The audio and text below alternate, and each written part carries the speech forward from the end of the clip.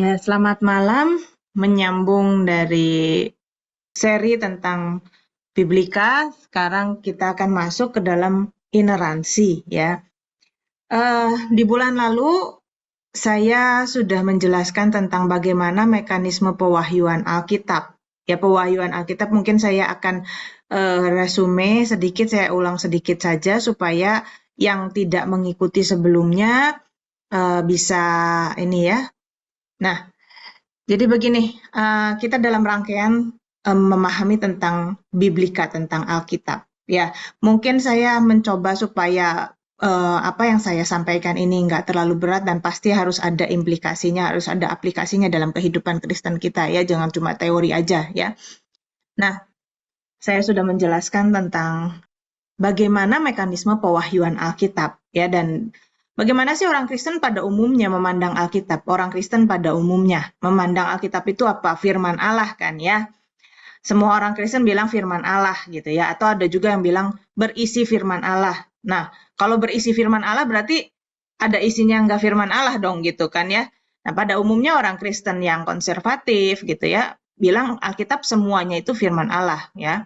Bukan berisi firman Allah. Kalau berisi firman Allah ada isi yang lain yang bukan firman Allah. Nah, terus kalau Alkitab itu isi firman Allah, kok misalnya ada di situ kata-katanya setan, misalnya kata-katanya setan mencobai Yesus Kristus, kata-katanya setan kepada Elohim Yahweh yang ngeresein Ayub gitu ya. Itu Elohim Yahweh tanya sama setan, dari mana lu Tan? Ya jalan-jalan keliling bumi.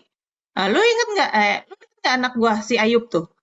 Nah, terus lihat sih gitu. Nah, itu kan ya, itu firman Allah, tapi yang mana? Kan ada kata-katanya setan. Firman itu kan kata-kata kan ya. Atau misalnya ada cerita tentang Daud yang memperkosa Batsheba misalnya. Atau ada cerita tentang ratapan Daud di kitab Mazmur ketika dia itu diserbu oleh orang-orang yang ingin menyakiti dirinya ya, seperti air yang meluap, seperti samudra yang dalam gitu ya, orang-orang itu mengepung aku. Nah, itu kan ada ratapan, ada doa, ada permohonan. Itu doanya Daud yang ditulis.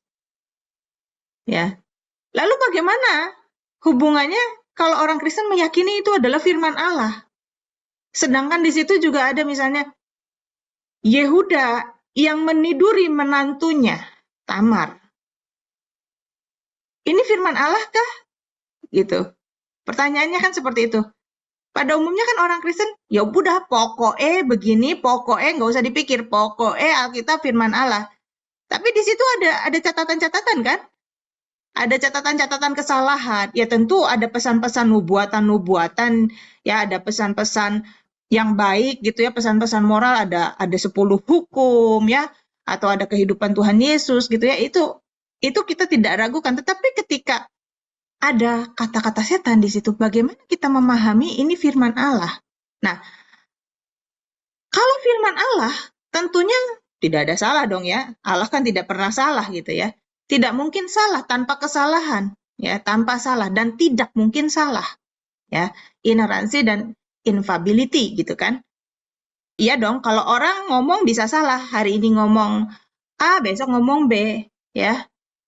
Isuk dele, sore tempe katanya orang Jawa gitu. Paginya masih ceket yang kedelai, sorenya udah jadi tempe. Tapi kan kalau Allah yang berfirman pasti tanpa salah, ya. Dan karena tanpa salah, karena firman Allah, akhirnya orang Kristen memahami bahwa Alkitab adalah satu-satunya sumber kebenaran. Nah, di 2 minggu lalu saya sudah jelaskan bahwa gereja itu berbeda-beda pandangan tentang sumber kebenaran. Ada yang sola scriptura, ada yang prima scriptura. Ya, karena ada yang memahami bukan Alkitab saja satu-satunya kebenaran, tetapi juga tradisi dan magisterium. Misalnya untuk gereja Katolik ada 3 sumber kebenaran itu. Selain Alkitab, tradisi suci, ya, para dosis apostolik, kemudian juga magisterium gitu. Nah, untuk beberapa gereja ada yang prima scriptura gitu ya, ada yang Alkitab dan tradisi. Nah, itu 2 minggu yang lalu yang sudah saya jelaskan. Tetapi ada juga gereja yang memahami hanya Alkitab saja sumber kebenaran. Nah, agama Samawi atau agama yang diwahyukan dari Tuhan itu pada umumnya itu memahami bahwa Allah itu mewahyukan firman yang melalui utus-utusannya, dan kemudian wahyu itu dituliskan dalam bentuk kitab suci. Tetapi mekanisme di agama samawi itu kan agama besarnya 3 ya, agama besarnya 3 ya, cabang-cabangnya masih banyak lagi ya. Agama besarnya itu Yahudi, cabangnya Yahudi ada Samaritan gitu kan. Kedua adalah Kristen. Kemudian yang ketiga ini adalah Islam ya. Kristen juga ada cabangnya lagi, misalnya Mormon yang punya kitab pendamping gitu kan ya. Kemudian ada Bahai juga gitu kan. Itu kan agama-agama yang kecil-kecil gitu ya, agama samawi juga kan kita bisa sebut ya. Tetapi yang besar ini kan adalah Yahudi, Kristen, dan Islam. Nah, ini adalah agama samawi. Agama samawi ini apa? Agama yang meyakini bahwa ada wahyu dari Tuhan yang Maha Esa, dan kemudian wahyu itu disampaikan melalui utus-utusannya, yaitu para nabi. Ya, selain agama samawi ada apa? Ada agama ardi, agama yang berkembang dari kebudayaan manusia. Ya, misalnya agama Buddha, agama Hindu itu agama ardi, bukan agama samawi. Nah, agama samawi, Yahudi, Kristen, dan Islam itu ternyata memiliki pandangan pewahyuan yang berbeda. Kristen dan Yahudi memahami pemahaman pewahyuan yang sama, tetapi Islam berbeda.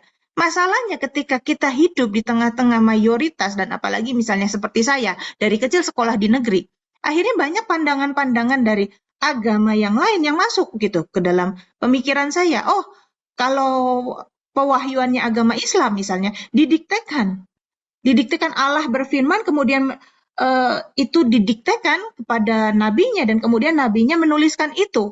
Sehingga betul-betul plek, kata-katanya Allah atau firmannya Allah plek ditulis seperti itu. Nah, masalahnya pewahyuan dalam Yahudi dan Kristen tidak seperti itu.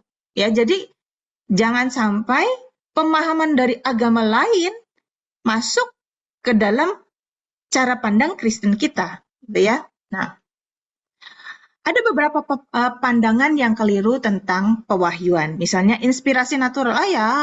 Alkitab itu ya diinspirasikan biasalah kayak manusia-manusia pada umumnya ya, kayak misalnya Socrates, Plato, itu kan pinter-pinter gitu ya, Konghucu ya, Konfusius gitu. Itu kan pinter-pinter terus bisa nulis gitu. Ya itu natural aja, dia punya ide dan kemudian dia itu semuanya natural gitu ya. Punya ide ya, inspirasinya manusia yang natural, kemudian ditulis. Jadi ada pandangan yang memandang Alkitab itu seperti kitab-kitab lain kok diinspirasikan manusia gitu ya. Cuma ya itu manusianya mungkin manusia yang super pandai, super religius gitu ya, sehingga bisa hebat gitu dalam menulis. Nah, ada yang memandang seperti itu.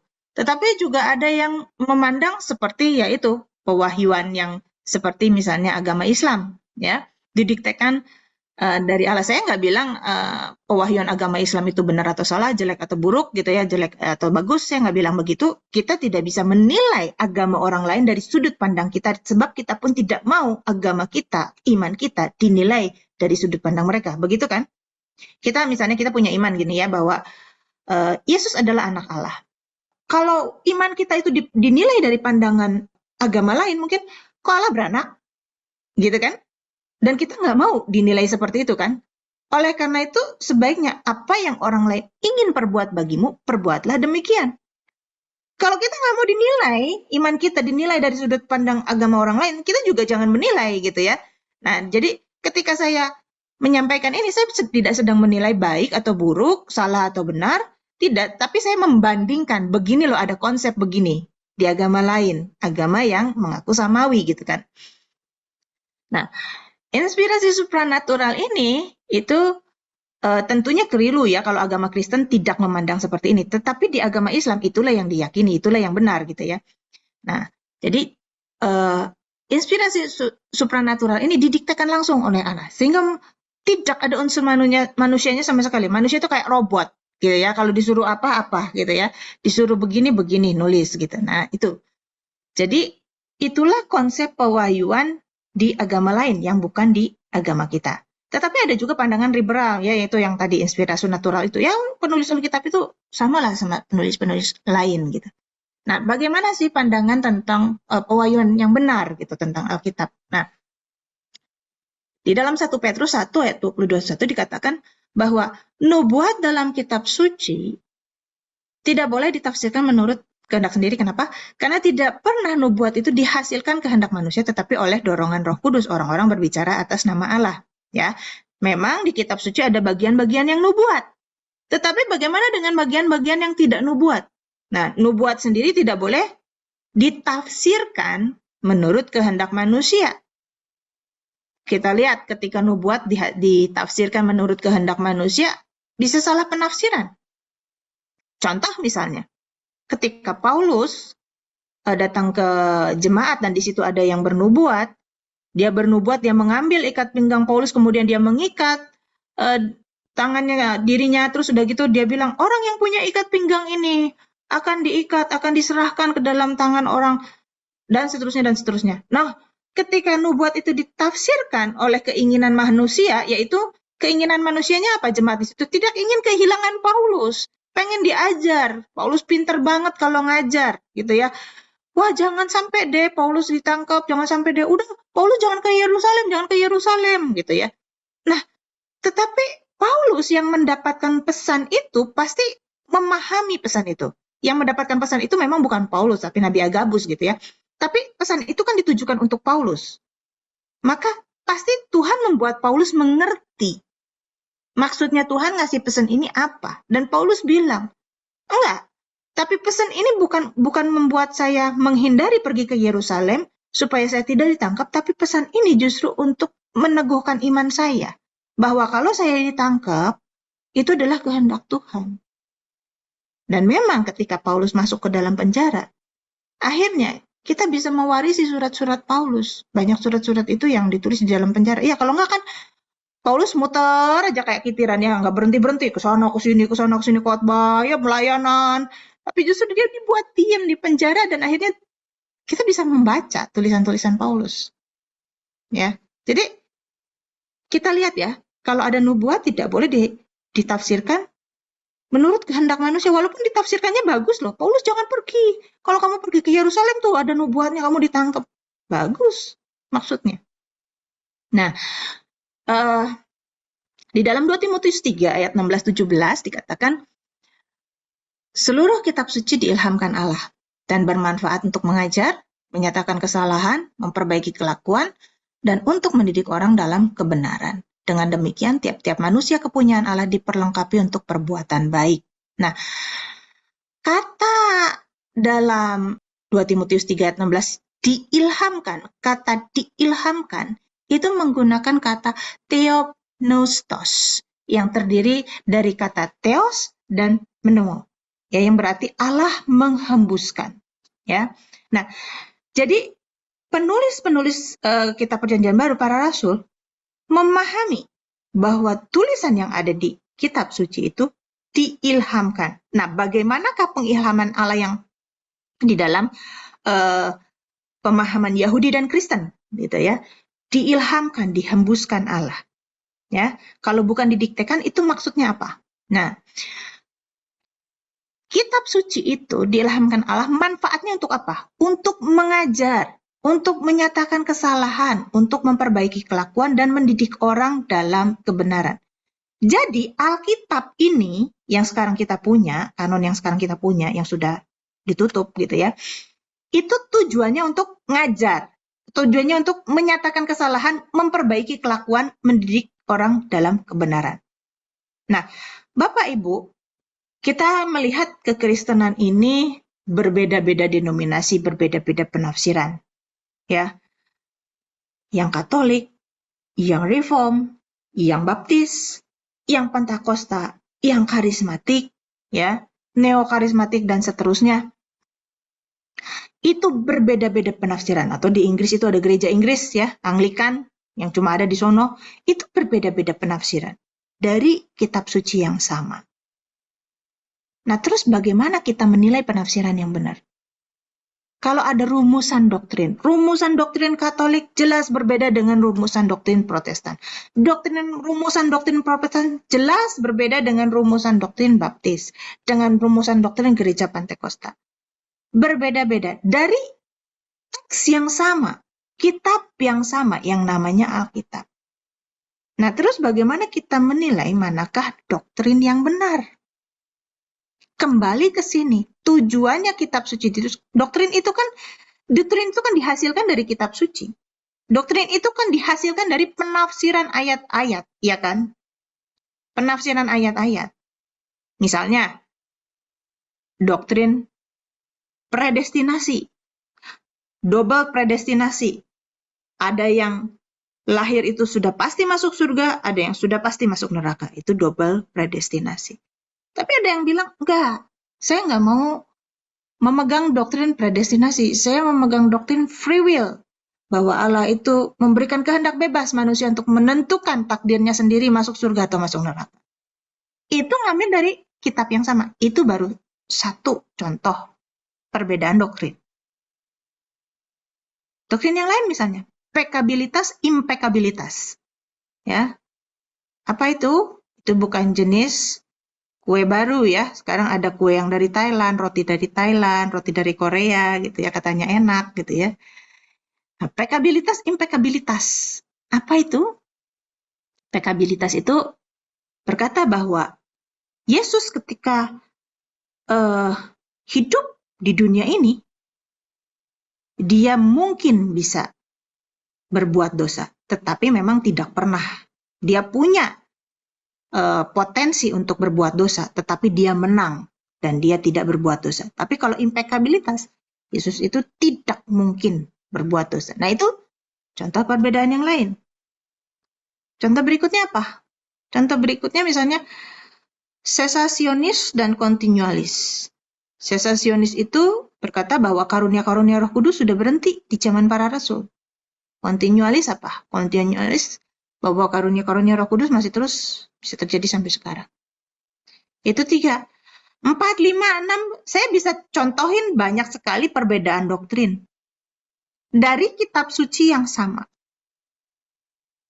Tritunggal, Allah itu 3 pribadi.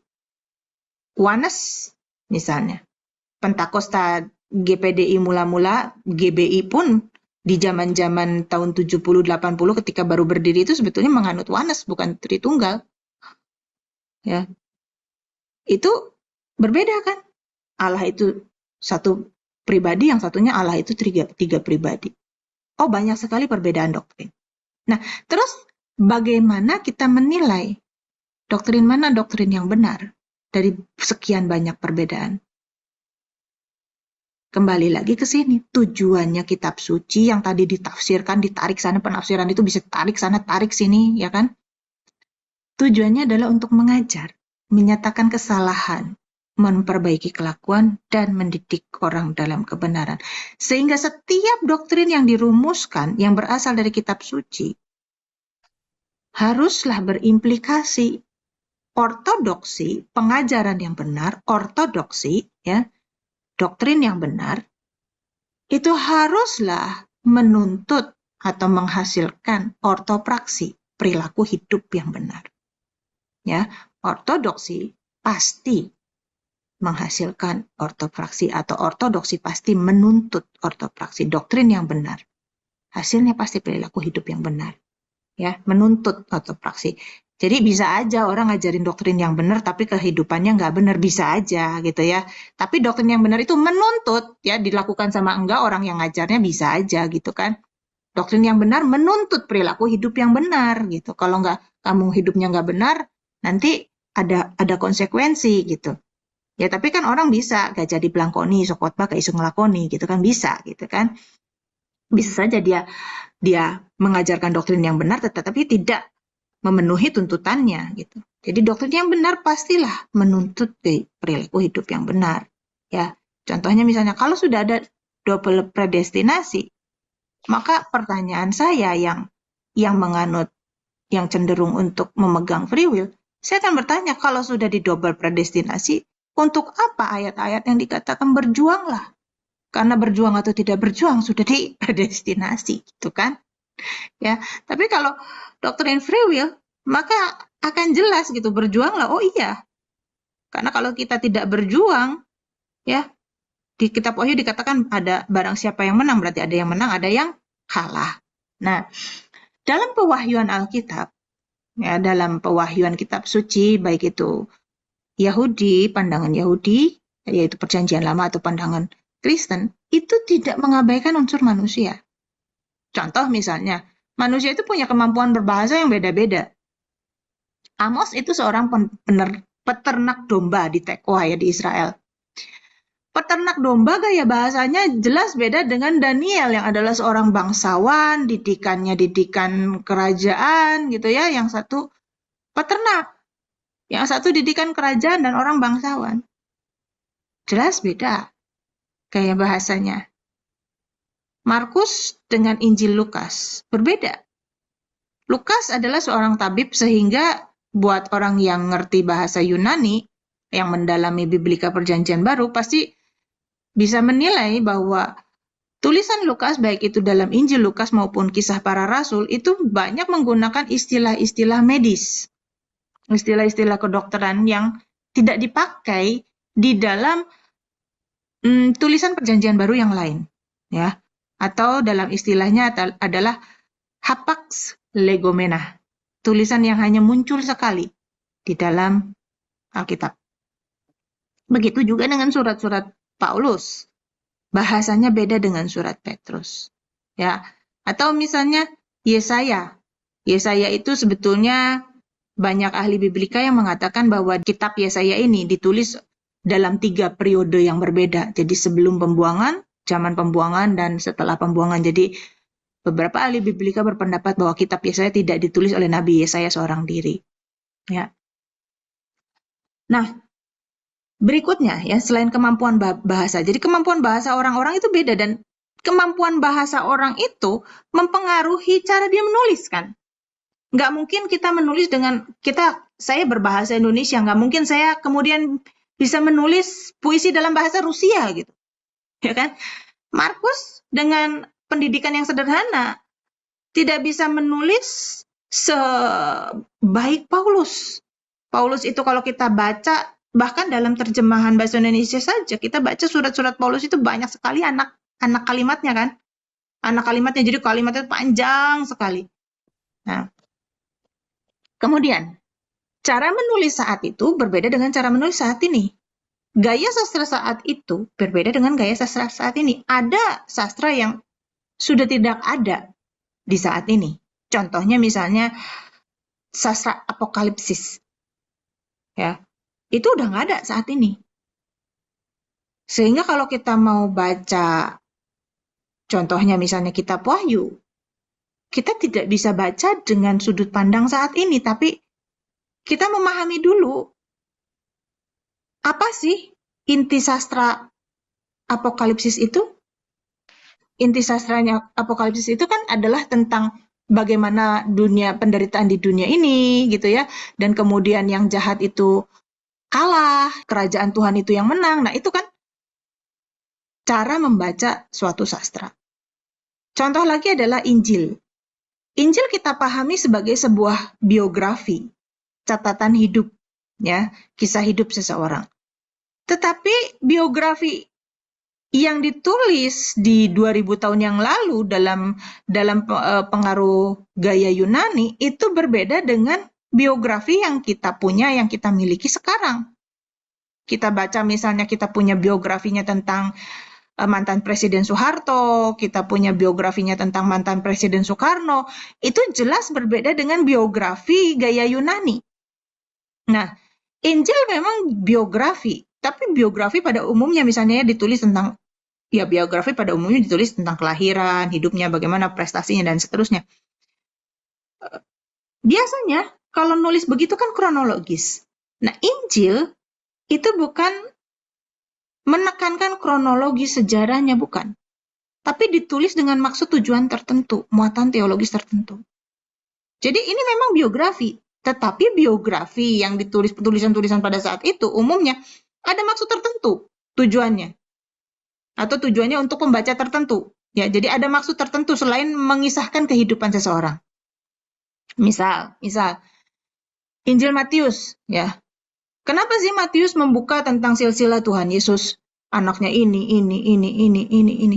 Karena kalau kita lihat keseluruhan teologi Injil Matius adalah menggambarkan Yesus sebagai Raja Mesias, penggenapan nubuat Perjanjian Lama. Makanya ditekankan dia anak Daud, gitu kan? Ya. Tetapi Injil Lukas, walaupun menggunakan silsilah, kita lihat silsilahnya berbeda. Ya. Karena tujuannya Lukas adalah mengangkat kaum marginal. Kalau Injil Matius, para ahli Biblika Perjanjian Baru mengatakan bahwa Injil Matius ditujukan untuk orang-orang Ibrani, orang-orang Yahudi. Sedangkan Injil Lukas ditulis oleh seorang Yunani. Lukas itu bukan orang Ibrani. Dan sebagai orang Yunani, dia adalah kaum marginal pada saat itu. Dari pengikut Yesus. Ya. Maka dia bertujuan untuk mengangkat kaum marginal. Ini loh, Yesus memperhatikan kok perempuan. Yesus memperhatikan kok orang cacat. Yesus memperhatikan kok orang-orang kafir, orang Samaria. Ada kisah-kisah yang ada di Lukas yang tidak ada di Injil lain. Ya. Samaria yang murah hati, yang ketemu orang Yahudi tapi dia nolongin orang Yahudi justru gitu ya. Orang Samaria yang diremehkan oleh orang Yahudi, yang dianggap najis, yang dianggap rendah gitu ya. Tapi justru mereka lah yang menolong, digambarkan seperti itu. Injil Lukas bertujuan untuk menggambarkan Yesus yang merangkum semua manusia, yang memeluk semua manusia, tidak pandang bulu, tidak pandang muka, entah dia orang Yahudi, non-Yahudi, perempuan atau laki-laki, budak atau kaum merdeka, orang cacat atau tidak, ya. Nah, itu contoh. Yang berikutnya adalah dalam penyalinan kitab suci Perjanjian Baru dengan Perjanjian Lama ada perbedaan. Nah, perbedaannya adalah orang-orang Perjanjian Baru pada saat menyalin kitab suci, mereka tidak pernah berpikir bahwa surat-surat yang mereka salin ini kelak akan menjadi kitab suci yang dipegang sampai 2000 tahun kemudian. Karena mereka berpikir bahwa Tuhan Yesus akan datang di zaman mereka. Kalau kita lihat tulisan-tulisan Paulus, tulisan Petrus, ya, mereka itu seolah-olah urgent. Coba tulisan Paulus di Korintus. Orang yang nggak kawin, biarlah dalam keadaan seperti ini. Jangan kawin. Gitu kan? Tapi ini bukan Tuhan loh, aku loh yang kasih nasihat, tapi aku juga punya hikmat Tuhan, gitu kan? Nah, itu kan Paulus sendiri ngomong gitu. Paulus sendiri bilang, ini bukan Tuhan loh yang berfirman. Ini aku loh yang kasih nasihat, tapi aku juga punya hikmat, gitu. Maksudnya begitu kan? Terus, di mana firman Tuhannya? Yang sebelah mana? Apa kita memisahkan, oh yang ini yang firman Tuhan, memilahkan yang ini yang firmannya Paulus, gitu. Apakah kita sekarang harus memisah-misahkan seperti itu, memilah-milah seperti itu? Ketika kita membaca Alkitab. Ya. Karena Paulus sendiri berkata begitu. Ini bukan firman Tuhan, ini nasihatku sendiri. Gitu. Ya. Nah, nanti saya jelaskan. Kita kembali ke sini ke nomor 3. Banyak tulisan Paulus yang dihasilkan untuk menyelesaikan sebuah masalah. Misalnya ada masalah di Korintus, mereka bertikai, mereka tukang ribut gitu ya. Paulus kirim nasihat. Ya, jadi ada yang namanya teologi tugas dalam surat-surat Paulus itu. Nah, ketika mereka menerima surat, misalnya orang Korintus menerima suratnya Paulus. Terus datanglah misalnya gembala jemaat, misalnya dari kota Efesus. Ya, bertandang ke situ, entah diundang khotbah, entah apa ya gitu ya. Terus kemudian dia cerita, kemarin Pak Paulus kirim surat loh sama kita. Oh ya, mana? Gitu. Ini. Nah, maka si orang yang datang ini akan pinjem dong, saya salin dong. Nah, mereka menyalin. Kemudian untuk dibacakan di kotanya gitu ya.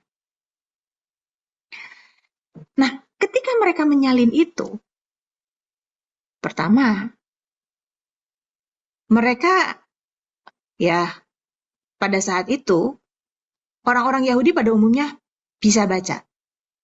Orang kebanyakan, kecuali misalnya dia yang bangsawan, dia yang orang kaya, itu tidak berpendidikan. Orang kebanyakan itu tidak berpendidikan pada zaman itu. Saya ajak Bapak Ibu berpikir ya, ketika kita zaman penjajahan 100 tahun yang lalu, orang yang sekolah itu masih sedikit, ya kan? Orang yang sekolah itu masih sedikit loh. Orang yang sekolah itu cuma orang-orang yang punya duit, yang kaya, yang pinter, yang ningrat, gitu kan?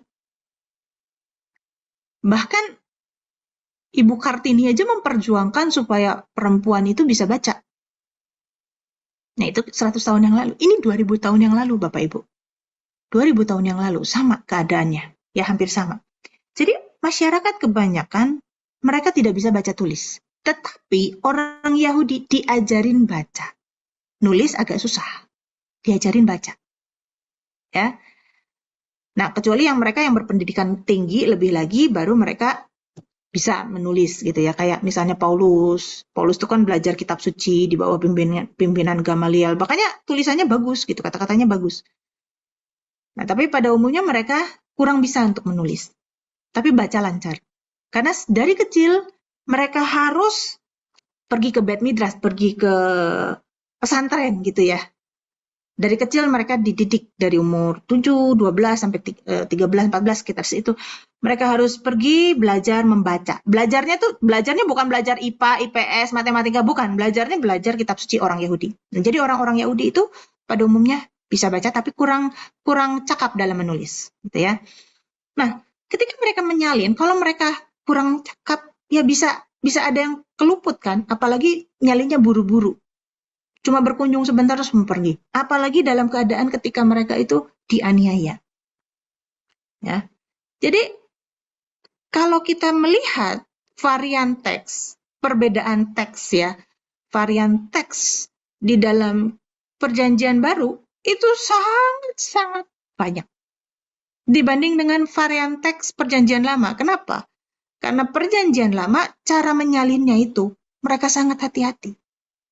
Para ahli Taurat yang kelak disebut Masoret, kaum Masoret, itu dalam menyalin itu mereka itu istilahnya itu menyucikan diri dulu, ya, membasuh tangannya dan sebagainya, melakukan ritual keagamaan, mereka menyucikan diri dulu, ya.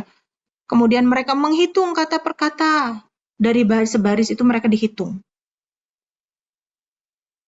Jadi ini yang mau disalin, ini dia nyalin. Yang disalin sebaris berapa? Kalau sebaris misalnya 40 huruf, maka kalau dia nulis di sini 41 huruf, dia akan sobek, dia akan ulangi lagi dengan lembaran yang baru. Itu cara kaum ahli Taurat atau Masoret itu menyalin kitab Perjanjian Lama. Berbeda dengan orang-orang Perjanjian Baru yang memang bukan profesinya sebagai ahli Taurat, profesinya bukan penyalin, bukan penulis gitu. Ya. Dan mereka nggak tahu bahwa ini suatu saat akan diwariskan ke generasi ribuan tahun. Ya, banyak yang akhirnya tidak hati-hati atau mungkin nyalinya dibacain sama temennya, ya tulis begini dia yang nulis. Nah, temennya kecepatan baca, ya akhirnya keluput satu kata dua kata, ya, atau dia nyalinya kecapean sambil ngantuk gitu kan, bisa terjadi seperti itu. Jadi cara penyalinan PB dan PL ini berbeda, ya. Nah, dalam pewahyuan kitab suci, menurut pandangan Kristen, Tuhan itu tidak mengabaikan unsur manusia. Ada kemampuan berbahasa, ada situasi sosial dan politik, kenapa suatu kitab itu ditulis gitu ya. Nah, ada juga jenis-jenis sastra yang berbeda gitu ya. Cara penyalinan ya, yang mungkin dalam tanda kutip ada kecerobohan gitu ya, ada kesalahan-kesalahan, tidak sehati-hati para kaum Masoret gitu ya. Nah, sehingga akhirnya kita bisa melihat kitab suci yang kita miliki sekarang, terutama Perjanjian Baru. Kita jangan sampai membabi buta membela, ya. Babi tidak buta ya, tapi kenapa kok babinya disalahin babi buta ya kalau seradak seduduk. Jadi jangan sampai kita membabi buta karena ingin bilang bahwa ini firman Allah, ini benar, tidak ada salah. Kenyataannya kita tidak bisa tutup mata bahwa Tuhan sendiri tidak mengabaikan unsur manusia, ada unsur manusia di situ. ya. Jadi di mana ada pewahyuannya bagaimana? Firman Allahnya bagaimana? Nah, Alkitab itu memang firman Allah. Tetapi esensinya bukan kata per katanya. Esensi pesannya. Dan esensi pesannya pun, itu pun kalau ditafsirkan dengan benar. Kalau salah menafsirkannya, maka tidak jadi firman Allah. Ya. Nah, Alkitab itu firman Allah kalau esensi pesannya itu dipahami dengan benar. Jadi mana yang diwahyukan Allah? Pesan kebenarannya, nilai-nilai moralitasnya. Kenapa? Karena kitab suci yang difirmankan Allah bermanfaat untuk menyatakan kesalahan, mendidik orang dalam kebenaran gitu kan. Seperti yang di dalam 2 Timotius 3 itu tadi. Dan memperbaiki kelakuan. Jadi esensi pesannya itulah yang mendidik orang jadi benar, ya, yang menyatakan memperbaiki kesalahan seseorang, itulah esensi, itulah yang firman Allahnya yang tidak mungkin salahnya. Yang tanpa salah dan tidak mungkin salahnya itu esensi itu. Tapi itu pun dengan syarat.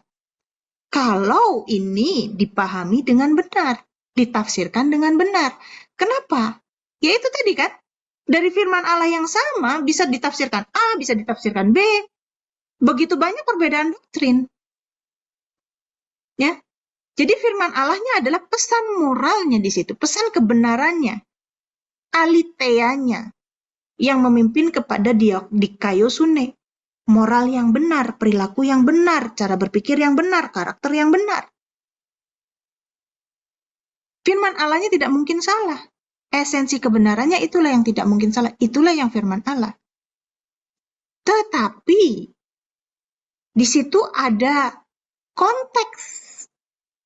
Konteksnya misalnya ketika Lukas menggambarkan bagaimana Yesus lahir. Lukas itu betul-betul ingin menyatakan bahwa Yesus yang lahir ini adalah Yesus yang menyejarah. Maka dia bilang, oh ini lahir zaman Herodes. Ini lahir waktu Kirenius jadi gubernur. Ini lahir waktu Kaisar Agustus menjadi kaisar. Nah, saking semangatnya, ternyata Lukas lupa bahwa Kirenius itu menjadi gubernur jauh setelah Yesus lahir. Jadi ada kesalahan konteks sejarah di situ. Itu kan faktor manusia yang kita harus terbuka bahwa memang ada kesalahan di situ. Tapi kita bukan menjadi orang liberal yang bilang Alkitab ini sama aja kok sama buku-buku yang lain, sama tulisan Sokrates gitu. Enggak, tentu berbeda. Ini adalah firman Allah yang kalau kita pahami, kita ambil pesan kebenarannya, membawa kita kepada hidup yang kekal. Ya, sekarang kita jadi mengerti ineransi itu adalah maksudnya tidak ada salah, infallibility tidak bisa salah, ya, bahwa Alkitab itu dipercaya, diyakini sepenuhnya sebagai firman Allah yang memimpin kepada kehidupan kekal, ya, pesannya, esensi pesannya memimpin kepada kehidupan kekal, ya. Contoh misalnya tadi saya katakan, Yehuda memperkosa Tamar, menindu Tamar, bukan memperkosa, Daud yang memperkosa Batsheba. Contoh-contoh seperti itu, pesan moralnya yang diambil. Daud memperkosa Batsheba. Ternyata bahwa kesalahan Daud itu akhirnya berakibat menjadi contoh yang buruk bagi anak-anaknya.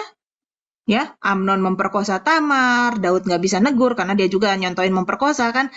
Akhirnya karena Daud nggak bisa negur, Absalom marah, Absalom membunuh dan keluarganya jadi tragedi. Gitu kan? Dan di situ ada pesan. Jangan sampai melakukan kesalahan. Ya. Mungkin kita cuma, ya udah kesalahan cuma 1 hari ini. Tapi akibatnya jauh ke depan.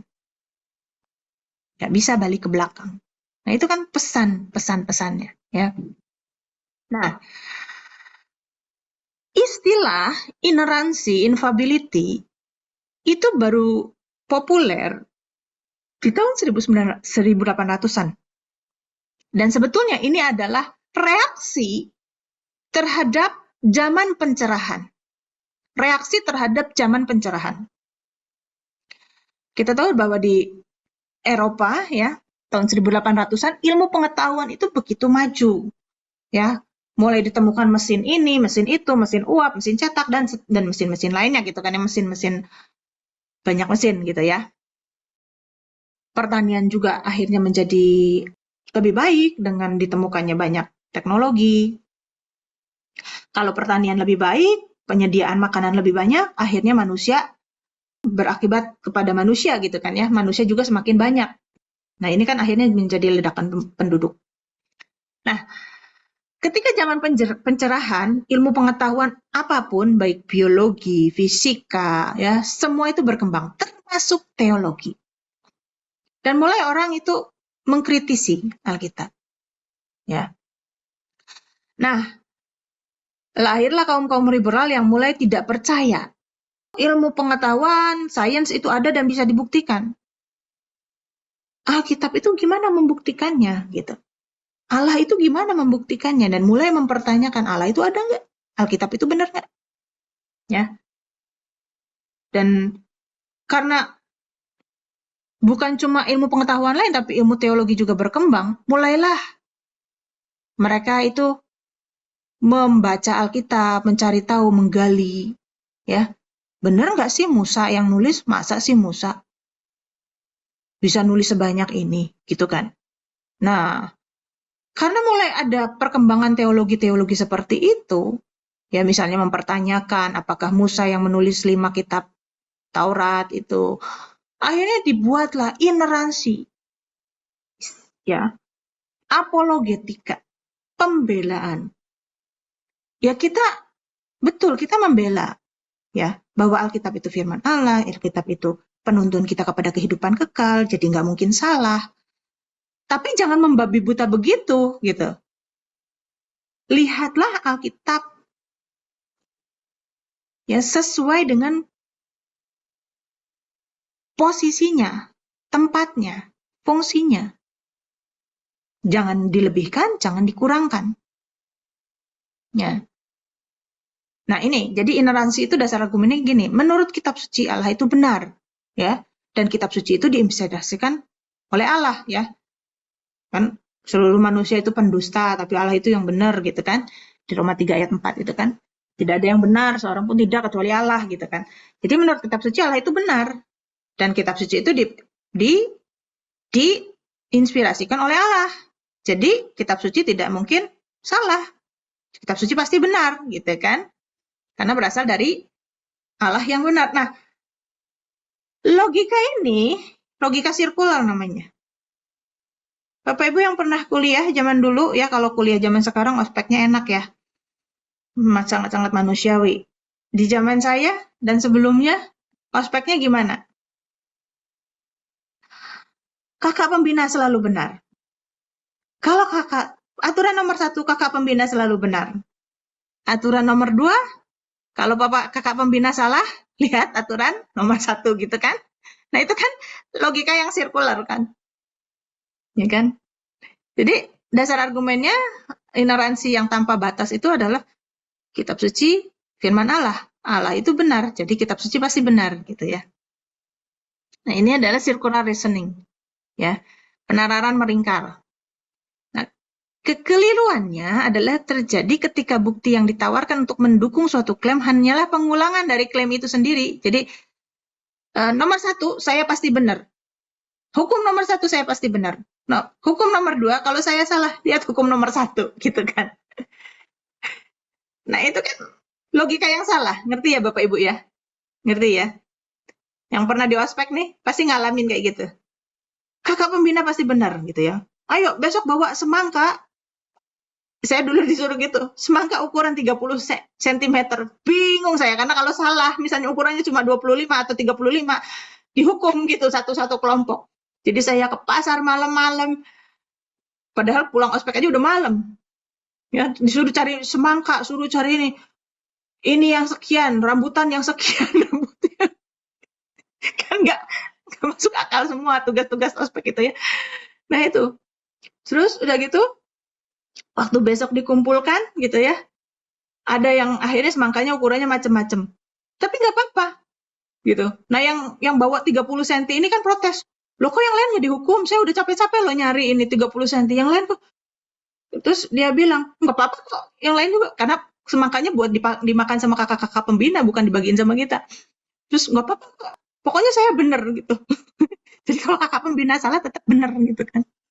Nah, logika sirkular adalah sebuah pola atau klaim pembenaran sepihak. Ya, jadi ini nggak sehat sebetulnya. Logika yang nggak sehat. Ya, karena sirkularitas itu memiliki cacat penalaran. Ya, karena menggunakan cara yang salah untuk membenarkan suatu klaim. Jadi caranya salah. Kita mau membela Alkitab itu firman Allah, tapi bukan dengan cara yang salah, sehingga diketawain orang-orang ateis, diketawain sama orang-orang yang punya logika, ya orang-orang yang saintis, diketawain kalau pakai logika yang seperti ini. Ya. Dasarnya apa? Dasarnya Alkitab. Alkitab bilang Allah itu benar. Kitab suci iyalah, kamu yang mengimani Alkitab. Kalau yang nggak mengimani Alkitab, orang-orang lain kan nggak percaya, gitu kan? Jadi kita boleh membela, tapi dengan cara yang benar, bukan dengan cara yang membabi buta. Nah, pertanyaannya, apakah memang Alkitab tidak bersalah, ineransi? Kaum liberal menganggap bahwa tidak lebih dari karya sastra, hasil hikmat gitu. Jadi sama aja lah, ya. Cuma hasil kepintarannya orang-orang lah ini ya, kayak begitu. Sehingga mengandung banyak kesalahan dari sisi ilmu pengetahuan, sejarah, bahkan konsistensi suatu kisah. Saya kasih contoh beberapa di sini, ya, kesalahan-kesalahan yang seringkali dipermasalahkan. Misalnya, Kejadian 1 ayat 11-13, tumbuhan diciptakan pada hari ketiga. Bapak Ibu yang punya tanaman di rumah, bagaimana kalau tanaman dikekepin aja di kamar di gelap-gelap gitu? Kalau nggak ada matahari, ya. Bahkan biasanya orang-orang yang ada juga yang bibit-bibit tanaman yang kecil-kecil itu dikasih neon semalaman gitu ya. Kalau misalnya nggak ada matahari, kasih neon, kasih lampu gitu, supaya ada sinar dan bisa tumbuh. Nah, tumbuhan nggak bisa hidup kalau nggak ada cahaya. Di Kejadian 1:14-19 dikatakan bahwa matahari, bulan, dan bintang baru ada pada hari keempat. Jadi ada tumbuhan dulu, baru ada matahari. Orang tanya, kok bisa tumbuhan hidup tanpa matahari? Yang benar aja gitu kan. Alkitab lu salah tuh. Masa tumbuhan hari ketiga baru kemudian ada matahari? Ini contoh. Ya, bagaimana orang-orang yang tidak percaya bahwa Alkitab itu benar gitu ya, firman Allah itu akan memaparkan kesalahan-kesalahan yang ada di dalam Alkitab. Nah, untuk menjawab ini, kita harus melihat konteks kitab Kejadian ditulis, siapa penulisnya. Kapan ini ditulis? Dan tujuannya apa ditulisnya? Seperti tadi saya katakan, Injil itu biografi. Tapi bukan sekedar biografi. Kalau kita lihat ya, kehidupan Tuhan Yesus itu 3 tahun, 3,5 tahun di bumi. Tapi kalau kita lihat kitab Injil, segera setelah mereka sampai di sana, orang banyak berkumpul. Kemudian segera mereka kemudian pindah ke kota lain. Segera kayaknya cuma berapa hari gitu kehidupan Tuhan Yesus diceritakan dalam Injil. Tidak detail. Ya. Jadi Injil memang bukan kronologis, makanya ada susunannya berbeda antara Matius dengan Lukas, itu susunannya berbeda-beda. Jadi konteks tujuan ditulisnya apa? Nah, begitu juga kitab Kejadian. Dan memang Alkitab itu kan bukan buku sejarah, bukan buku ilmu pengetahuan, ya, tetapi buku iman. Kitab Kejadian ditulis untuk menunjukkan bagaimana ada pencipta yang memelihara ciptaannya. Bukan untuk nunjukin hari ke-1, hari kedua, hari ketiga. Maka kita jangan membabi buta membela. Ya, bumi ini memang diciptakan 6 hari. Bukan jutaan tahun, miliaran tahun seperti sains. Kata siapa? Kata Alkitab. Cuma 6 hari. Nah, kita tidak bisa mendasarkan sains berdasarkan Alkitab. Sains ya sains, Alkitab ya Alkitab. Alkitab ini bukan untuk ngajarin ilmu pengetahuan alam. Tapi Alkitab ini tujuannya untuk mendidik orang dalam kebenaran, menyatakan kesalahan, memperbaiki kelakuan. Bukan ngajarin fisika, biologi, ya, astronomi, bukan. Paham ya Bapak Ibu ya? Jadi tujuannya ini adalah untuk menyatakan ada Allah yang menciptakan semesta.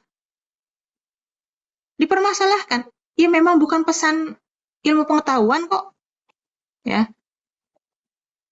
memang ada kayak saintis Kristen seperti Hugh Cross yang akhirnya berapologetika dari kitab Kejadian, ya, bahwa apa yang ditulis dalam kitab Kejadian itu memang seperti itu. Jadi matahari sudah ada sebetulnya, tetapi masih tertutup. Jadi atmosfernya bumi ini masih kacau dan lain sebagainya. Baru terlihat jelas itu di tahap yang keempat, gitu ya. Tapi saya tidak sedang bicara itu. Nah, berikutnya misalnya di Keluaran 1 ayat 5 dikatakan bahwa keturunan Yakub yang pindah ke Mesir itu 70 jiwa. Tapi kemudian Stefanus berkata di Kisah Rasul 7 dicatat oleh Lukas, Kisah Rasul 7 ayat 14, itu Yusuf itu menjemput 75 jiwa banyaknya. Ada perbedaan jumlah antara yang disebutkan Stefanus dan ditulis Lukas dengan yang dicatat di kitab Keluaran. Apakah Stefanus lupa? Ataukah Lukas salah menulis? Itu pertanyaannya mereka. Nah, kalau Stefanus lupa, berarti kan ini firmannya Stefanus, bukan firman Allah gitu.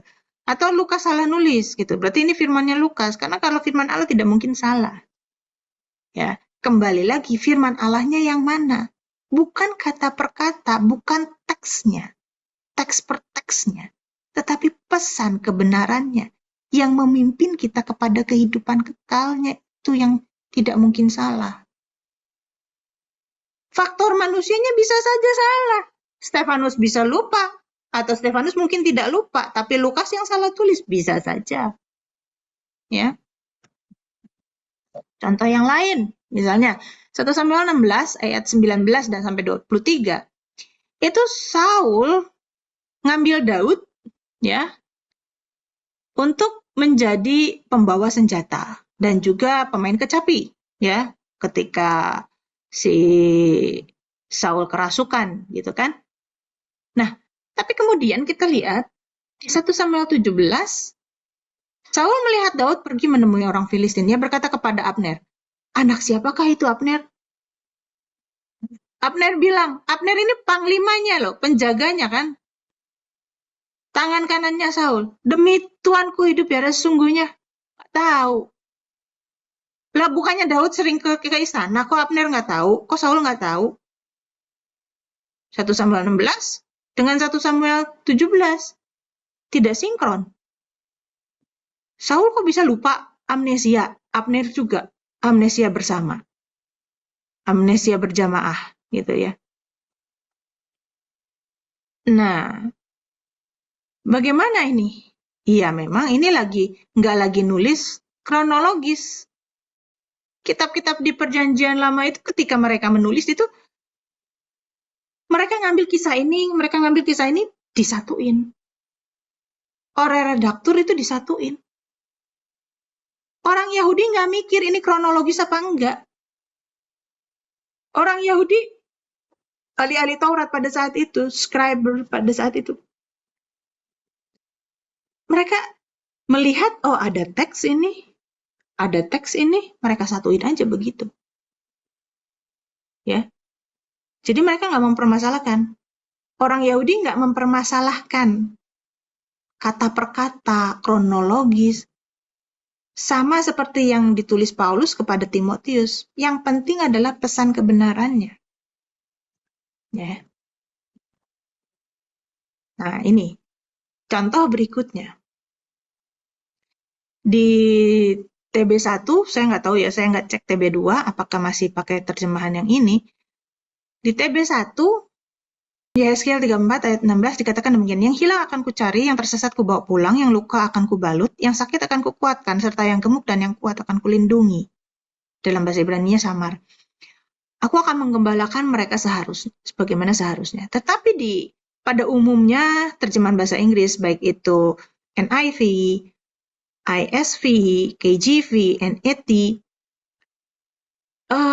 itu dikatakan bahwa But the fat and the strong I will destroy.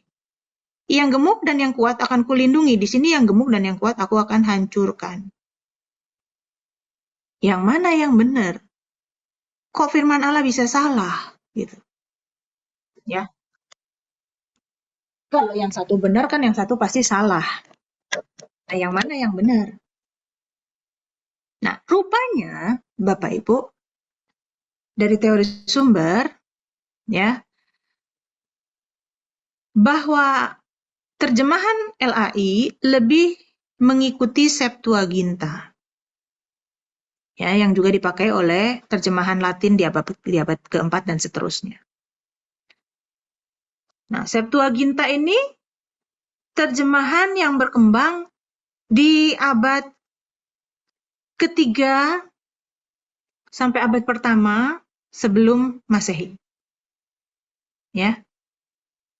Sedangkan teks-teks bahasa Inggris cenderung mengambil teks Masoret, teks Ibrani. Septuaginta itu teks bahasa Yunani ya, terjemahan ya.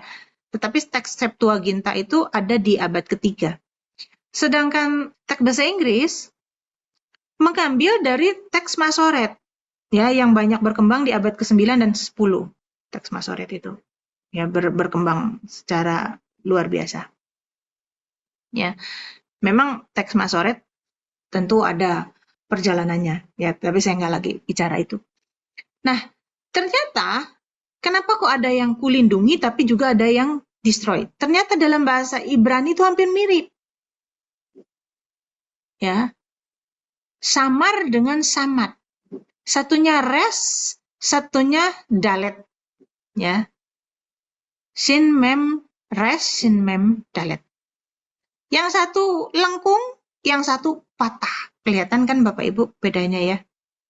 Nah, kalau orang nulis cepat-cepat, walaupun sudah berhati-hati, sudah dihitung, rupanya bisa mungkin saja terjadi ada yang beloknya itu kurang tegas gitu ya, sehingga bingung gitu. Ini belok, ini lengkung apa patah gitu kan. Nah, ketika teks-teks Laut Mati nanti saya akan bahas di pertemuan-pertemuan selanjutnya ya, saya nggak mungkin bahas malam ini semuanya. Ketika teks-teks Laut Mati sekitar 1948, 1950-an gitu ditemukan, teks-teks Laut Mati itu adalah teks-teks yang ditulis sekitar mungkin sama zamannya dengan Septuaginta ya dalam bahasa Ibrani. Ternyata itu sama dengan teks Septuaginta. Jadi kulindungi gitu. Tapi terjemahan yang lebih baru yang dipakai masalahnya ternyata destroy ya. Ya itu kesalahan begitu aja. Tapi sebetulnya kesalahan-kesalahan kecil itu tidak mempengaruhi pesan teologisnya. Teks pengutusan 12 murid misalnya, Markus 6 ayat 8. Jangan membawa apa-apa kecuali tongkat. Tapi di Lukas 9 ayat 3, jangan membawa apa-apa, jangan membawa tongkat juga gitu. Ya, kalau orang-orang yang mencoba berpolemik dengan orang Kristen, mereka akan bertanya. Banyak kan ya agama lain yang suka usil, yang suka berpolemik dengan orang Kristen, bilangnya tanya-tanya gitu. Gimana nih? Ini apa perintah Yesus yang benar? Boleh bawa tongkat atau enggak gitu, ya. Berarti yang satu benar, yang satu salah dong. Yang satu firman Tuhan, yang satu bukan firman Tuhan dong. Nah, itu kan orang-orang yang suka berpolemik gitu. Ya, tapi kembali kalau kita jangan menilai orang dan kita juga ya abaikan aja lah kalau orang lain menilai kita dari sudut pandangnya mereka. Nah, kita harus memiliki sudut pandang yang benar ya. Nah, contoh lagi ini ya. Lukas 1 ayat 5. Lukas 1 dan 2 itu adalah kisah tentang kelahiran Yohanes Pembaptis dan Yesus Kristus yang cuma beda 6 bulan aja ya. Di Lukas 1 tentang kelahiran Yohanes Pembaptis yang beda 6 bulan dengan Yesus Kristus itu, dikatakan zaman Herodes Raja Yudea. Ada Imam Zakaria, bapaknya Yohanes. Nah, kemudian di Lukas 2, kelahiran Yesus Kristus, dikatakan bahwa waktu itu Kaisar Augustus lagi memerintah. Ya. Kemudian ada sensus yang pertama kali diadakan sewaktu Kirenius menjadi wali negeri di Syria.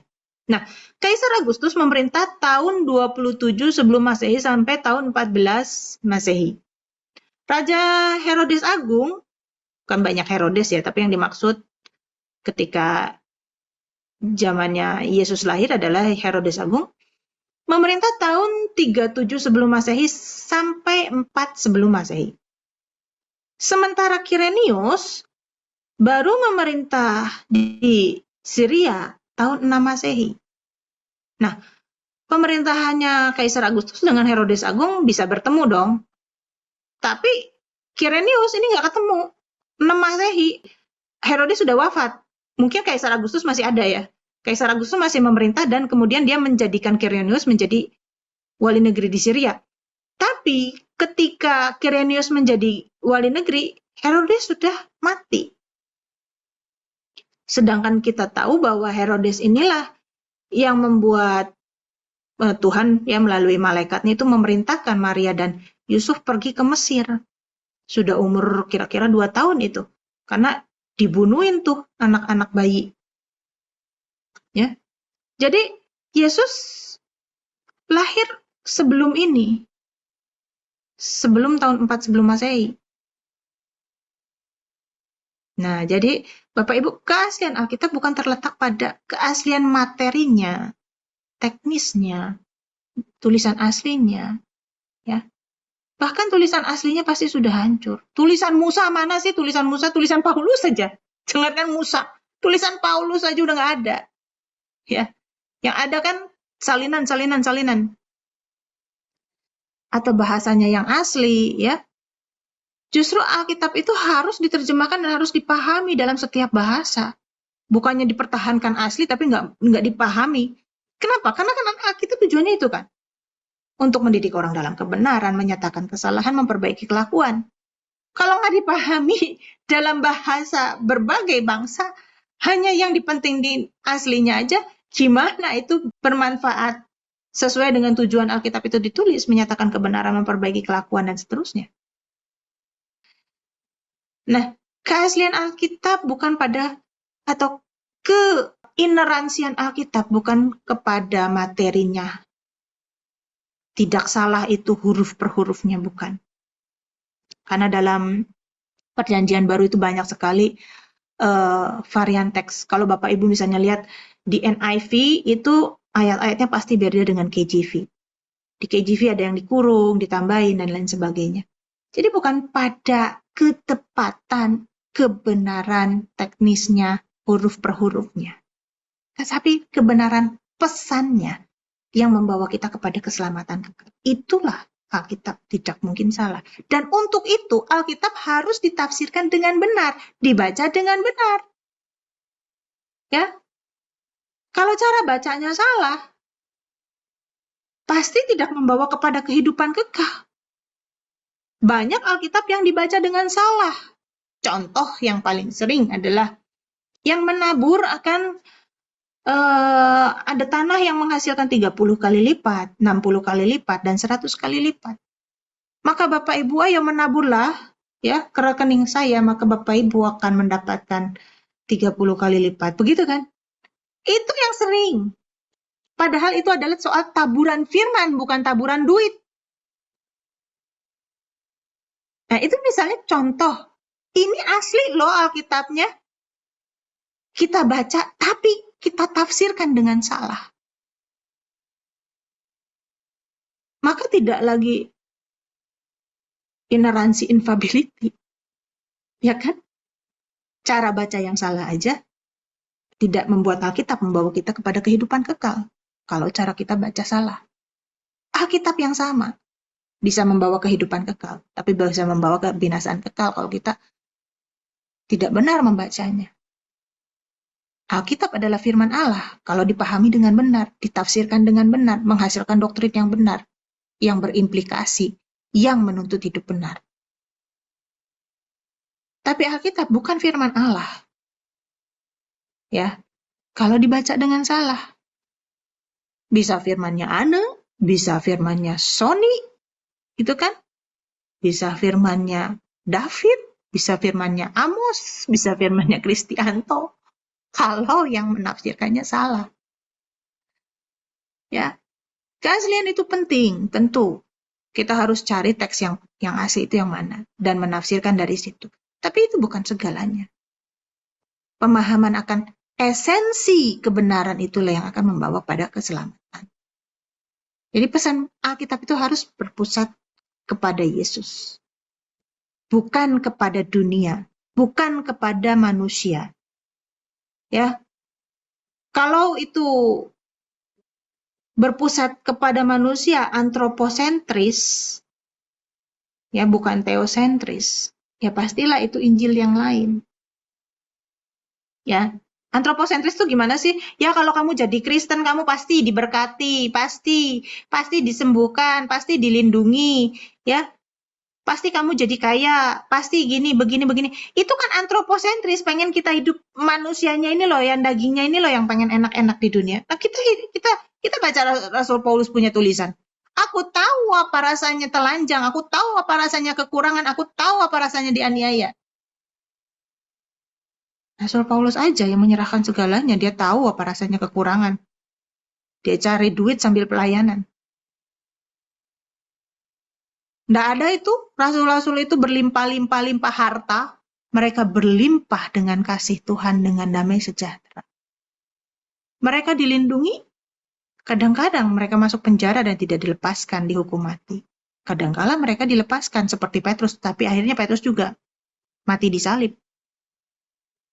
Tapi mereka dilindungi untuk masuk ke dalam kerajaan Allah. Yang penting adalah itu. Teosentris bukan antroposentris. Kalau kehidupan kita saat ini kita sudah kerja keras, kita sudah jaga kesehatan, tapi Tuhan nggak menyembuhkan. Mungkin di situ kita sedang diajari ketabahan. Mungkin di situ kita sedang diajari iman untuk tidak kecewa kepada Tuhan. Kita sudah kerja keras, banting tulang, kepala jadi kaki, kaki jadi kepala, katanya gitu. Mana ada ya, nggak ada juga gitu ya. Tapi kita juga nggak kaya-kaya. Mungkin di situ adalah perlindungan Tuhan untuk kehidupan kekal kita. Karena mungkin kalau kita diizinkan jadi kaya, kita menganggap remeh orang, kita semena-mena sama orang, ya. Kita menghambur-hamburkan uang dengan tidak bertanggung jawab. Kita bahkan bisa berdosa, ya, yang biasanya nggak selingkuh jadi selingkuh karena mampu, ya, mampu memelihara di apartemennya. Di Jakarta banyak apartemen-apartemen di kota-kota besar. Mungkin seperti itu. Justru ketika Tuhan melihat kita belum mampu untuk menerima berkat materi, kita dikunci di keadaan kita demi melindungi kita untuk berkat yang lebih besar apa? Kehidupan kekal. Yang penting adalah itu. Ya, Bapak Ibu ya. Nah, jadi kesimpulannya Alkitab itu kan bukan buku sejarah.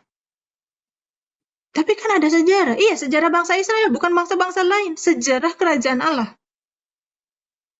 Alkitab nggak nulis sejarahnya bangsa Indonesia.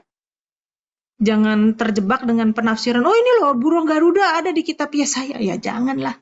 Burung buas dari timur, oh itu burung Garuda. Indonesia masuk ke dalam Alkitab.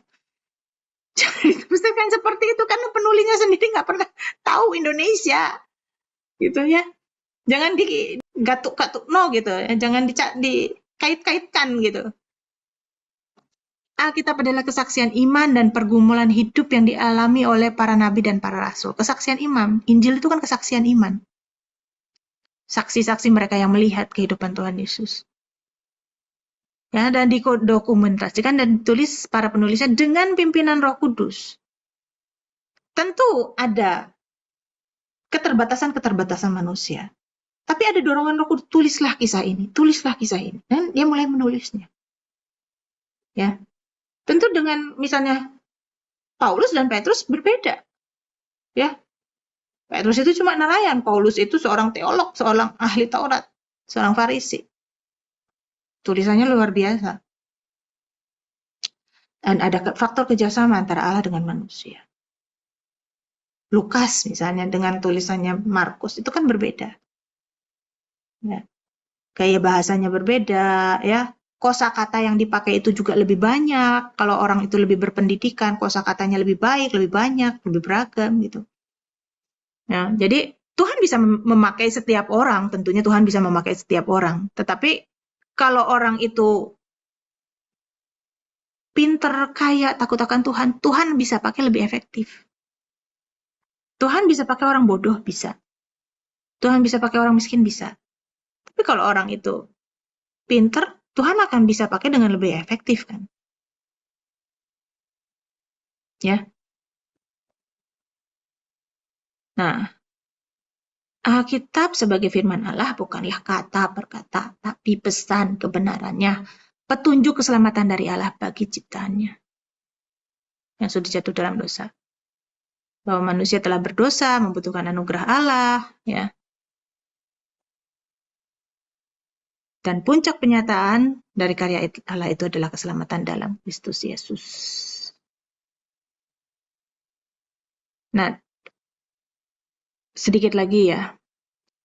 Daniel Fuller, dekan dari Fuller Theological Seminary, berkata bahwa Alkitab itu bisa dibagi menjadi dua kategori, ya, yaitu penyataan dan non-penyataan. Penyataan adalah masalah yang membuat kita bijaksana atau pesan moralnya, ya, yang bertujuan untuk keselamatan kekal kita, sedangkan non-penyataan adalah masalah teknisnya, sejarahnya, konteksnya, yang memfasilitasi penyebaran penyataan itu. Jadi, Daniel Fuller berpendapat seperti itu, seperti ini tentang ineransi, ya. Kan hal itu Alkitab ditulis oleh Allah dan manusia. Jadi mekanisme pewahyuan dalam pandangan baik Kristen maupun Yahudi tidak menghilangkan kemanusiaan. Ya, jadi ada hal yang penyataan, ada hal yang non penyataan. Oke. Nah, ayat Alkitab itu bukan mantra ya Bapak Ibu ya. Oh, Alkitab kan firman Allah, ayat-ayatnya berkuasa. Seperti waktu COVID ya. Waktu COVID ya, gimana ya? Saya melihat orang-orang, ayo perkatakan, orang yang duduk dalam lindungan yang maha tinggi, yang berjalan dalam naungan yang maha kuasa. Padahal ayat itu dipakai untuk penguburan untuk orang Yahudi. Tapi buat orang Kristen itu mantra untuk COVID. Perkatakan ini pagi, siang, malam. Ya, walaupun memperkatakan itu pagi, siang, malam, ataupun memperkatakan itu tanpa berhenti sampai berbuih mulutnya, kalau kita deket sama orang yang COVID ya kena-kena aja gitu. Alkitab itu bukan mantra ya. Jangan diulang-ulang gitu ya. Tapi bukankah firman Allah penuh kuasa, Bu? Iya, kalau dipahami benar, kuasanya itu menyelamatkan kita kepada hidup kekal. Ya, bukan bikin kaya. Oh, ulangi doa Yabes. Yang nyanyikan itu tiap minggu. Kiranya engkau memberkati aku, pasti berlimpah-limpah. Imani. Imani itu firman Tuhan. Jadi kaya. Oh, kaya ya kerja. Ya, dan perkenanan Tuhan. Kalau Tuhan nggak berkenan, karena karakter kita belum benar, ya nggak akan kaya juga. Oke, jadi kita harus menghindari dua pemahaman ekstrim ini. Liberalisme dan fundamentalisme. Ya, apa sih fundamentalisme itu? Penekanan yang membabi buta tentang ketidakbersalahan Alkitab. Tuh, ya, fundamentalisme. Dan anti terhadap teologi modern. Apa tuh? Bilang kitab Taurat bukan cuma Musa yang nulis. Salah lah. Memang bukan Musa yang nulis. Di situ ditulis gitu kan. Musa itu kemudian mati, kemudian dia dikuburkan sama Allah, dan orang Israel menangisi dia selama 30 hari. Lah kalau itu ditulis sama Musa, masa Musa balik lagi, habis mati terus balik lagi nulis begitu? Memang bukan ditulis seluruhnya sama Musa, hanya sebagian kecil aja sama Musa. Ya, ini kan contoh-contoh kritik teks. Tapi orang yang fundamentalis anti terhadap kritik teks seperti ini, contohnya misalnya tadi Kirenius itu menjadi gubernur setelah Yesus lahir. Tapi Lukas salah nulis gitu. Wah, nggak mungkin, ditarik sana sini. Pokoknya benar gitu akhirnya kayak begitu. Ya, ini adalah pandangan fundamentalis. Ya. Dan pandangan fundamentalis ini pandangan yang kaku. Kalau lu nggak sama-sama gue, lu salah, lu sesat. Kalau lu pegang doktrin beda sama gue, maka lu sesat. Maka lu bukan Kristen, gue yang paling Kristen. Gitu. Yang kayak gitu bukan cuma di agama lain, di agama Kristen juga banyak. Ya, di agama lain kan, wah, kalau presiden ini kalah, tidak ada yang menyembahmu lagi, ya Allah gitu kan ya, penjaga pintu surga dia kan. Ya kayak begitu, di Kristen juga ada ya fundamentalis seperti ini. Nah, jangan sampai kita menjadi orang-orang yang fundamentalis. Ya, kalau nggak sama-sama kita, beda tafsiran sama kita. Tafsiran itu bisa berbeda-beda. Inilah Kristen gitu. Ya, tapi bagaimana sih kita melihat tafsiran yang benar? Yang membawa kita, yang menuntut kita untuk hidup benar. Baik, sampai sini aja karena waktunya sudah lewat. Silakan kalau ada pertanyaan. Yang resen dulu aja. Ya, Pak Yakub ya tadi yang kelihatannya. Ya, salam Pak. Oh, Pak Yakub Pak ya. Yakub, Pak Silakan. Sony, Pak Amos, terima kasih atas kesempatannya. Maaf baru bergabung ini. Menarik sekali, saya terberkati Bu Ane atas paparannya malam hari ini. Dan saya sangat paham dan mengerti setelah mendengarkan paparan Ibu pada malam hari ini. Hanya ada satu pertanyaan yang sampai saat ini memang mengganjal dalam diri saya terkait dengan paham yang mempermasalahkan tentang nama, Bu. Nama bagi aliran tertentu yang dia menjustis bahwa nama itu dimanapun berada tidak bisa berubah. Ya, kalau ajaran ini tadi saya sangat-sangat setuju. Itu bertentangan sebenarnya dengan orang yang mempermasalahkan nama. Tapi yang menjadi pertanyaan saya malam hari ini tentang nama itu loh. Nama itu kan yang tidak bisa berubah dimanapun berada. Ya, itu aja pertanyaan saya, Bu. Mohon penjelasannya. Terima kasih. Baik, Pak. Para penulis Perjanjian Baru itu memang sebagian besar, kecuali Lukas ya, itu adalah orang-orang Ibrani. Tetapi Lukas itu kan orang Yunani. Tetapi mereka itu menulis karena pada saat itu bahasa internasional atau bahasa untuk tulisan itu adalah bahasa Yunani Koine, maka mereka menulis bahasa Yunani Koine supaya bisa dibaca oleh berbagai bangsa. Sedangkan orang Yahudi aja yang tinggal di Alexandria, itu kan menerjemahkan ke Septuaginta karena mereka udah nggak ngerti lagi bahasa Ibrani. Nah, nama Yesua, ya, tentu Yesus itu dikasih nama Yesua oleh Maria gitu ya, dan dipanggilnya juga Yesua. Tetapi kemudian ditulis di dalam Perjanjian Baru oleh para penulisnya adalah Yesus gitu ya, bukan Yesua. Jadi orang Cina nggak bisa bilang Yahweh. Orang Cina juga nggak bisa bilang Yesus gitu. Nama saya aja Anne, itu dalam bahasa Indonesia. Di Inggris nggak dibaca Anne, Annie gitu kan. Nah, nama Yahweh yang seringkali dipermasalahkan, itu kalau kita lihat, akar katanya adalah ketika Musa bertanya, siapakah namamu? Dia menjawab, Ehyeh Aser Ehyeh, yang artinya aku adalah aku. Nah, Yahweh itu artinya adalah dia. Tentu aku adalah aku, bukan sekedar aku adalah aku, tetapi aku adalah yang ada dan terus ada, gitu kan. Seperti Alfa Omega, yang telah ada, yang ada dan yang akan ada gitu. Nah, kalau Allah berkata, aku adalah aku, Ehyeh Aser Ehyeh. Ketika Musa bertanya kepada dia menjawab, aku adalah aku, Ehyeh Aser Ehyeh. Ketika Musa menyampaikan kepada bangsa Israel, siapa yang mengutus kamu? Dewa siapa? Kenapa? Karena mereka dalam konteks paganisme. Banyak dewa. Ada dewa Ra, ada dewa Isis di Mesir. Ada dewa-dewa di zaman itu kebudayaan politeisme. Nah, ketika Musa datang kepada orang Israel tanya, siapa yang mengutus kamu? Musa tidak mungkin berkata, aku adalah aku. Tapi Musa berkata, dia. Dan dia itu Yahweh. Tentu ada makna teologis yang bukan sekedar dia saja.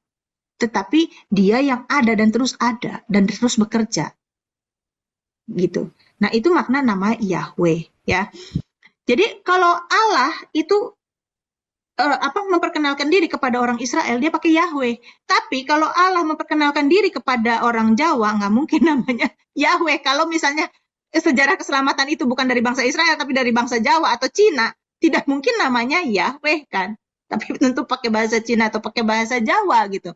Nah, sekarang karena kita meneruskan iman orang Yahudi, kita membawa nama itu. It's okay kita menyebut nama Allah memang Yahweh. Gitu. Karena orang Yahudi, dia memperkenalkan dirinya kepada orang Yahudi, dan kita maknai bahwa Allah itu namanya Yahweh gitu.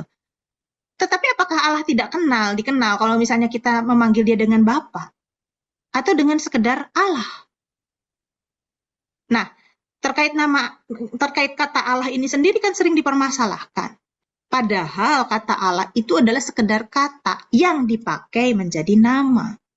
Itu ada di dalam tafsir Bukhari, itu bahwa nama Allah itu berasal dari kata dalam bahasa Arab. Itu dalam tafsirnya mereka sendiri ada.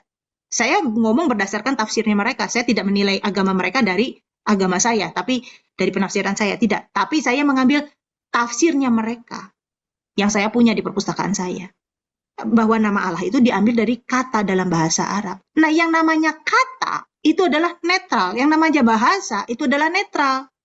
Bahasa itu tidak beragama. Misalnya, Assalamualaikum, apakah nggak boleh?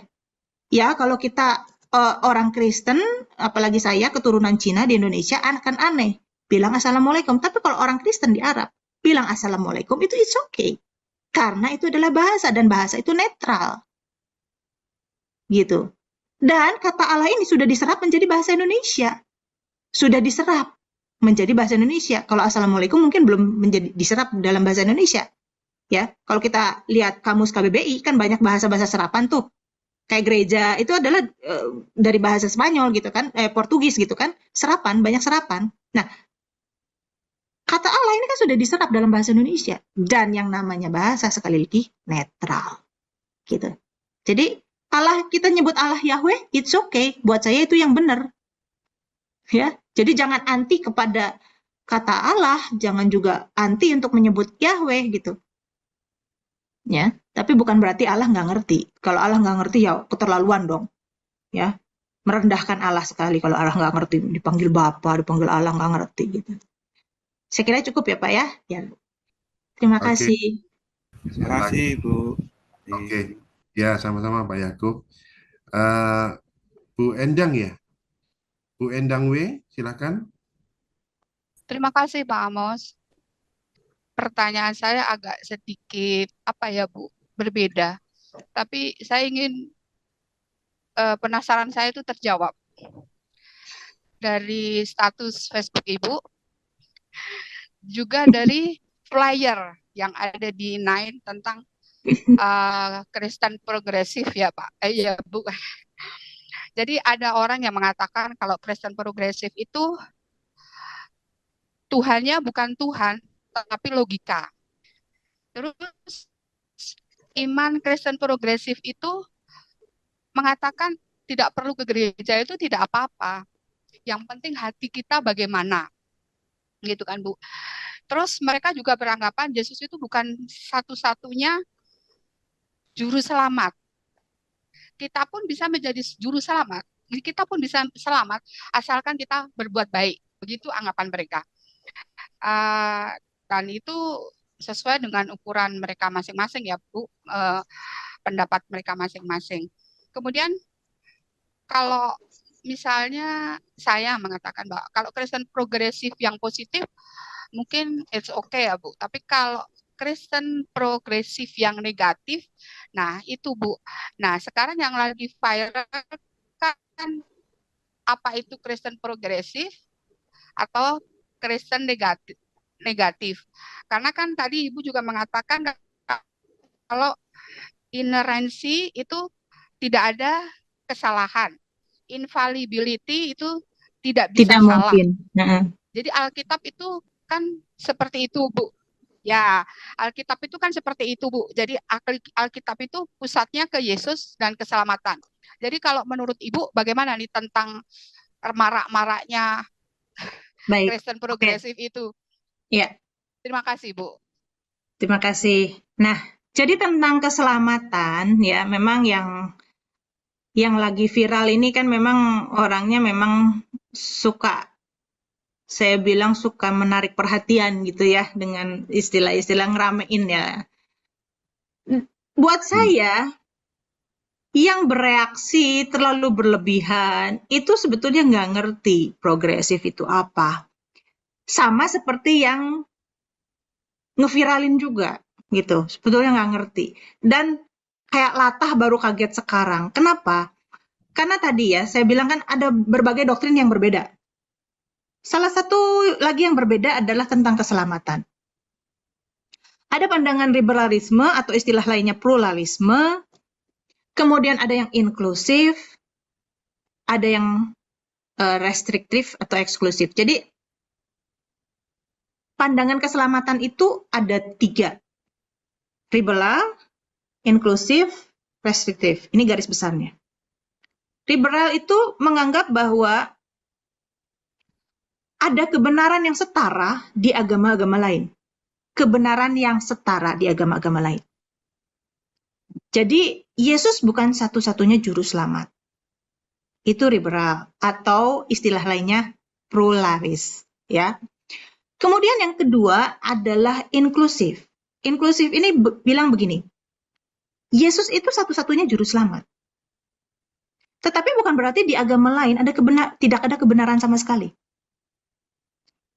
Yesus itu satu-satunya juru selamat, Kristen itu yang paling benar, tapi agama-agama lain juga ada kebenarannya. Nah, inklusif ini, Yesus yang juru selamat dunia ini menebus semua dosa manusia. Itu yang namanya inklusif, merangkum, merangkul, gitu. Jadi, karena ada orang-orang yang tidak pernah terjangkau Injil, baik itu misalnya lahir, misal di abad keempat, di Hawaii, Injil belum masuk ke sana. Tapi Yesus sudah lahir ke dunia, abad kedua, di Amerika Selatan misalnya. Di sana kan orang-orang Indian. Nah, kalau hanya harus mengaku Yesus sebagai Tuhan baru bisa selamat, maka berarti Tuhan itu tidak adil kepada sebagian orang, jahat kepada sebagian orang, tapi kasih kepada sebagian orang. Gitu. Menurut orang inklusif, setiap orang itu sudah ditebus oleh Yesus Kristus. Karena satu orang berdosa, Adam, maka semua manusia harus masuk ke dalam maut.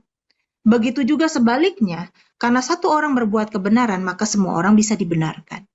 Nah, itu pandangan inklusif. Yang ketiga adalah pandangan restriktif. Bisa selamat kalau jadi Kristen, alias bisa selamat hanya kalau ngaku Yesus adalah Tuhan. Gitu. Ya. Jadi pandangan ini, 3 pandangan tentang keselamatan ini, baik itu pluralism, inklusif, atau restriktif, atau eksklusif, itu sudah ada. Sudah ada jauh sekali. Inklusif, tokoh inklusif misalnya, yang percaya bahwa tanpa menjadi Kristen, karena tidak kenal, karena tidak terjangkau Injil, itu bisa masuk surga.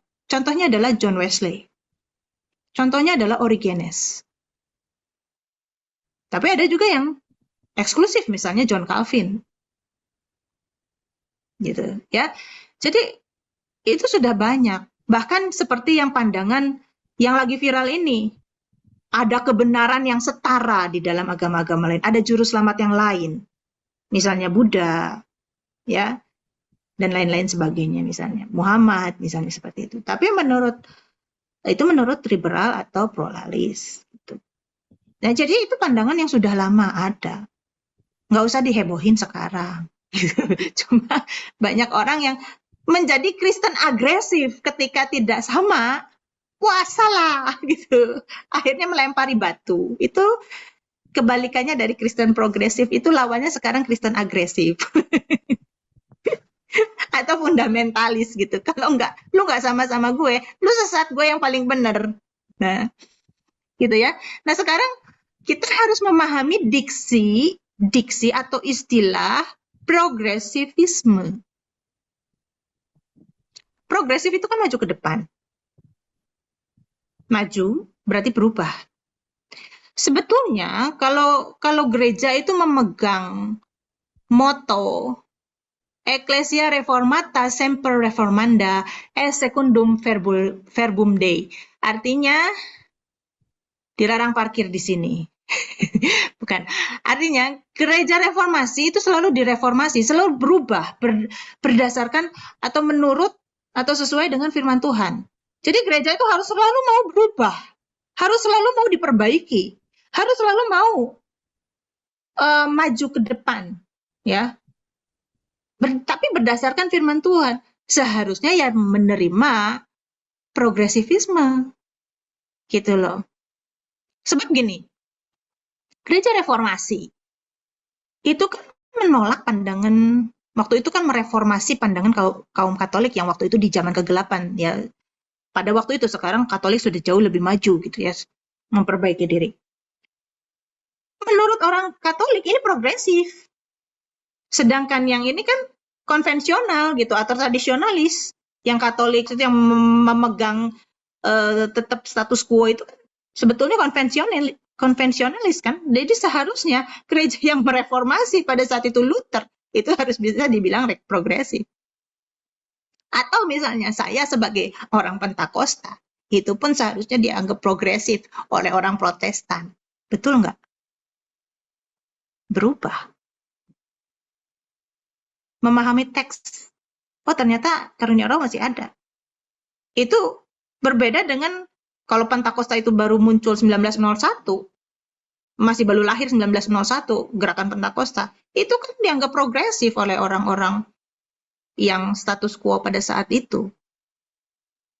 Ya, jadi diksi progresif ini seharusnya dipahami dulu dengan benar gitu.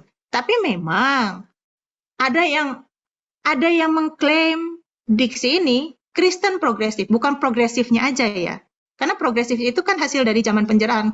Kita harus mau terbuka dengan ilmu pengetahuan dan lain sebagainya gitu ya. Itu progresivisme. Tapi Kristen progresif memang cenderung ke humanis gitu.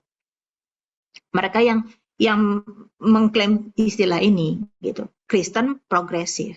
Tapi kalau progresivismenya sendiri ya kita memang harus progresif. Cuma Kristen progresif ini akhirnya memiliki suatu doktrin. Kristen progresif itu memiliki suatu doktrin humanisme. Gitu. Ya, jadi kita jangan bingung sama diksi-diksi yang seperti itu atau istilah-istilah yang seperti itu. Pahami aja sih istilahnya ini apa sih gitu. Itu gimmick konten kok. Iya, sebetulnya itu gimmick konten, Bu. Gimmick konten, Semuanya Bu. udah ada sudah lama. Dan akhirnya orang-orang yang nyauti ya sebenarnya udah kemakan karena tanggapan daripada masyarakat Kristen mereka nyauti dan orang Kristen itu seperti itu, reaktif sekali dan mereka tidak ke dalam, mereka seolah-olah muncul para petarung-petarung jalanan yang insidental, ya. Insidental dalam artian apa? Begitu ada reaksi langsung rame-rame mereka berkumpul lempari batu gitu, udah seakan-akan mereka mempertahankan iman Kristen padahal sebenarnya menurut Kristen agresif itu, Kak Sun. iya, reaktif gitu loh. Dan mereka cepat-cepat. Banyak orang Kristen itu seperti ahli Taurat, orang Farisi di zaman Tuhan Yesus. Kita itu harus seimbang antara kasih karunia dengan kebenaran. Jangan cuma kebenaran aja tapi nggak ada kasih karunia. Iya. Kita tuh harus seimbang. Ya, lanjut. Pertanyaan masih banyak. Ya, Kak Yohan ada di sini. Loh. Kak Yohan, silakan. Ya. Mungkin lebih jelas kalau bicara Kak Yohan. Mohon maaf. Kan kita biasanya itu tiap hari kan kita baca firman, kita renungkan firman. Kita kan sebagai saya nganggap diri saya sebagai orang awam yang enggak belajar secara istilahnya, saya enggak masuk sekolah teologi, saya enggak ngerti masalah istilahnya budaya di Israel seperti apa. Nah, pada waktu kita merenungkan firman Tuhan, kita baca Alkitab, kita tentunya kita kan baca, kita bersama dengan Roh Kudus. Nah, apakah pertanyaan pertama itu apakah kita bisa salah? Kan kita ada acuannya, ada doktrin gereja, ada tafsiran-tafsiran yang biasanya kalau cuma ini ngomong tentang apa. Nah, di sisi lain kalau sementara ini kalau saya sendiri merenungkan firman, itu apakah bisa salah? Terus kelanjutannya kalau bisa salah, unsur apa yang mesti saya punya supaya saya tidak salah? Itu sih. Oke. Tuhan Baik, Yesus memberkati. ini juga saya alami. Jadi ketika saya masuk remaja gitu, saya mulai itu terbakar semangat untuk apa ya, pokoknya kegiatan di gereja itu saya ikuti, mulai dari doa puasa, persekutuan, penginjilan, segala macam saya ikuti. Jadi mulai berapi-api. Saat teduh itu rajin, ya. Nah, ketika saya melihat lagi masa-masa itu, ada teks-teks yang, wah pernah salah ya saya ya. Ketika saya belajar sekarang, oh ternyata begini, gitu. Jadi bisa aja salah. Nah, tapi gini, pertama ketulusan kita untuk mencari Tuhan. Ketulusan kita untuk mencari Tuhan dan mau berubah. Pertama itu.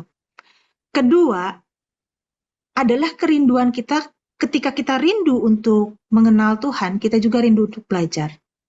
Kalau kita rindu untuk belajar, pasti Tuhan akan tuntun kita, mengarahkan kita mana pengajaran-pengajaran yang benar. Dulu saya cuma semangat untuk mengasihi Tuhan, semangat saat teduh, semangat baca Alkitab. Tapi banyak sekali pengertian saya yang salah. Nah, semangat itu kemudian sekarang saya belajar. Dan akhirnya Tuhan arahkan saya belajar yang benar tuh gimana? Dituntun sama Tuhan. Nah, dari situ saya semakin mengerti. Jadi, pertama, ya itu, dua itu aja Pak Yohan, kalau menurut saya. Ya. Jadi, ini sama ini harus sama-sama sejalan. Banyak orang yang hatinya benar, tapi akhirnya pikirannya disesatkan sama iblis. Benar-benar untuk melayani Tuhan, ya hidupnya benar, haus akan Tuhan, tapi karena ketidakmengertian, akhirnya dia salah memahami teks-teks Alkitab. Gitu. Tapi ada juga yang diisi ininya nggak punya hati yang mengasihi Tuhan, hati yang bergaul dengan Tuhan. Isi ini akhirnya jadi itu yang saya bilang Kristen agresif itu, yang gampang melempari batu sama orang. Karena isi ini ininya nggak diisi. Ya. Mempertahankan kebenaran tapi lupa kasih karunia. Mempertahankan kebenaran seperti Farisi-Farisi gitu. Oke. Terima kasih. Kasih Kak. Kalau seumpama kalau masalah tidak pernah belajar mengerti menerjemahkan gitu kan. Kemudian apakah ada level tertentu orang itu bisa dipasrai untuk bisa memberitakan firman gitu kan. Takutnya sama-sama salah, seharusnya salah kemudian diberitakan jadi salah. Ada Orang yang kapasitas masing-masing ya, betul. Kak Enes ya. Jadi Ya. gini, ketika saya masih remaja SMA dulu, saya juga kadang-kadang bawa renungan. Walaupun masih salah-salah gitu, tapi kan ada kapasitasnya. Nah, semakin kita tadi saya kasih contoh Paulus. Paulus itu orang pintar.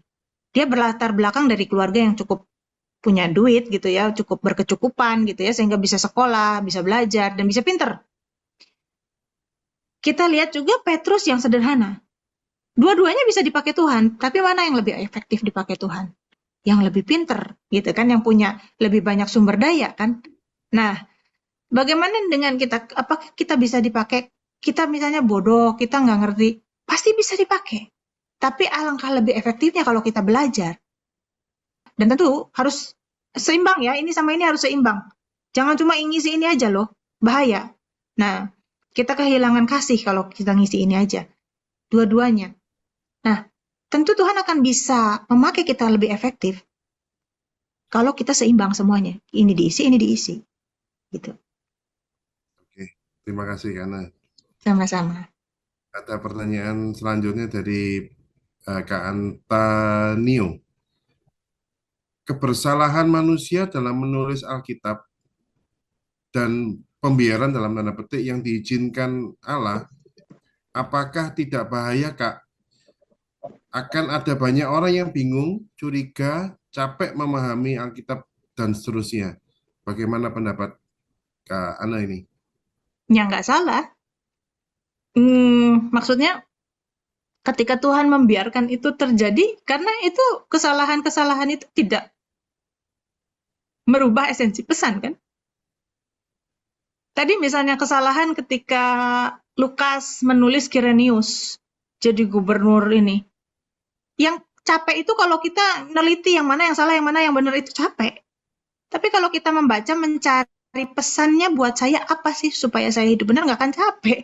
Kalau capek itu nyariin satu ini salah benar ya, ini salah benar ya, ya itu ya capek jadinya. Apalagi kalau nanggepin polemik-polemik yang di luar sono itu, gitu. Kayak misalnya contoh, Lukas itu salah menulis Kirenius. Nggak ada pengaruhnya apa-apa kok. Buat esensi pesannya bahwa Yesus adalah juru selamat yang lahir menyejarah. Itu isi pesannya yang mau disampaikan Lukas. Dengan mengambil tokoh-tokoh sejarah, dengan menampilkan tokoh sejarah Herodes, Kirenius, dia mau bilang Yesus ini tokoh yang menyejarah, lahir di zaman yang betul-betul ada gitu. Itu pesannya. Ya, jadi nggak masalah. Contoh juga misalnya tadi yang samar dengan samat. Ya. Terus di sini ada yang komen, oh yang TB2 sekarang diawasi ya, itu jadi rada rancu kayak itu. Apakah dihancurkan atau dilindungi tapi diawasi di tengah-tengah gitu kan ya.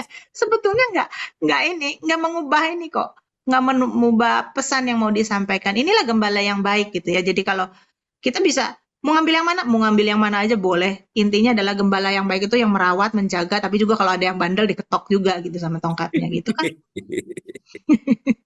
Tidak menghilangkan esensi pesan kebenarannya yang utama, enggak. Antonio, Kesalahan-kesalahan itu enggak. Itu justru bukti pemeliharaan Allah. Dan bukti bahwa Alkitab ini bukan sengaja ditulis gitu loh. Jadi justru karena 40 penulis, 1500 tahun, tapi esensi pesannya tuh nggak pernah berubah. Justru itu membuktikan bahwa inilah firman Tuhan yang sejati, bukan ditulis oleh satu orang, klaim satu orang. Terus kalau saya misalnya saya nulis buku, inilah pesan dari Tuhan khusus buat saya. Siapa yang bisa membuktikan? Ya saya gitu. Nggak ada verifikasi dari yang lain-lain, kan itu gampang banget justru kalau begitu. Tapi kan susah. Bukan sengaja ditulis untuk jadi Alkitab. Iya, bukan sengaja ditulis. Paulus itu kan ngasih surat-surat itu nggak pernah kebayang dia. Suratnya dibaca sama kita jadiin kitab suci. Gitu. Makanya ada pertanyaan, gereja dulu atau Alkitab dulu? Ya gereja dulu. Ya, baru Alkitab. Alkitab pada saat itu ketika jemaat ini berkunjung ke jemaat yang sana, misalnya satu jemaat ini ke jemaat yang lain ditanya, kamu punya nggak surat dari Paulus? Misalnya dari Roma ke Efesus. Oh punya, boleh nggak aku nyalin? Disalin. Jadi ada satu huruf hilang. Ya, kita yang mumet ya. Tapi kalau jemaat ketika disajikan, ya yang disajikan adalah kebenarannya tidak berubah. Sama sekali tidak berubah. Saya ambil contoh minggu ini saya belajar mengenai Kaisarea. Ya, Kaisarea yang mana? Soalnya ada 2 Kaisarea. Gitu loh. Makanya ketika cari kebenaran baru dapat oh alah ternyata isinya seperti itu. Jadi senyum sendiri. Ya ampun kurang tajam. Nah tambah lama tambah tajam. Seperti itu. Terima kasih. Tuhan berkati. Tadi Kak Yohan, kata progresif ini menjadi masalah ketika diakuisisi menjadi aliran Kristen. Sebenarnya kehidupan kekristenan ya memang progresif ya. Iya. Masuk mandek. Iya. Mandek harus progresif, tidak bisa tidak. Ini tercerahkan. Ya, harus progresif. Tetapi yang dikatakan Kristen progresif yang dimaksud oleh Abang satu itu ya tentu berbeda. Silakan lanjut Pak Amos.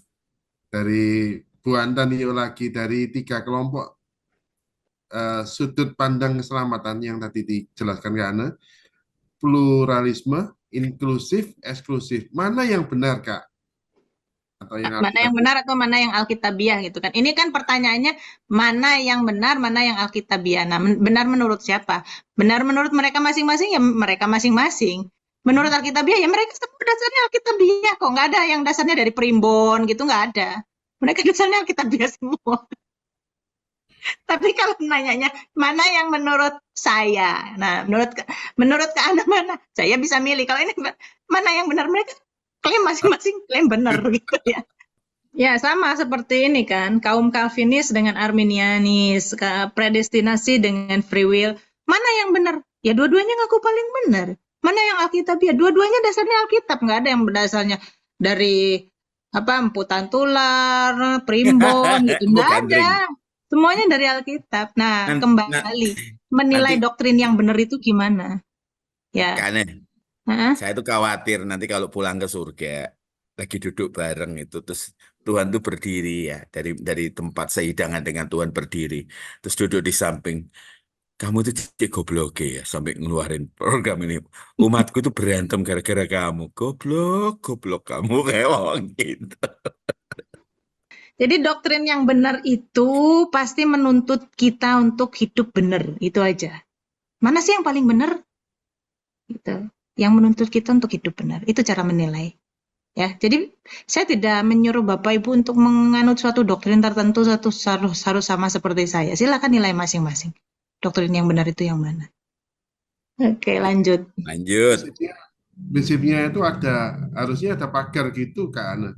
Yang kalau kita ngomong benar itu kan berarti harusnya ada pagar Ya, atau tadi saya bilang pagarnya ortodoksi leads to ortopraksi. Ortodoksi, doktrin yang benar atau ajaran yang benar itu memimpin kepada hidup yang benar, menuntut hidup yang benar. Saya lebih suka menuntut hidup yang benar. Gitu. Wow, keren. Ibu Ana. Iya.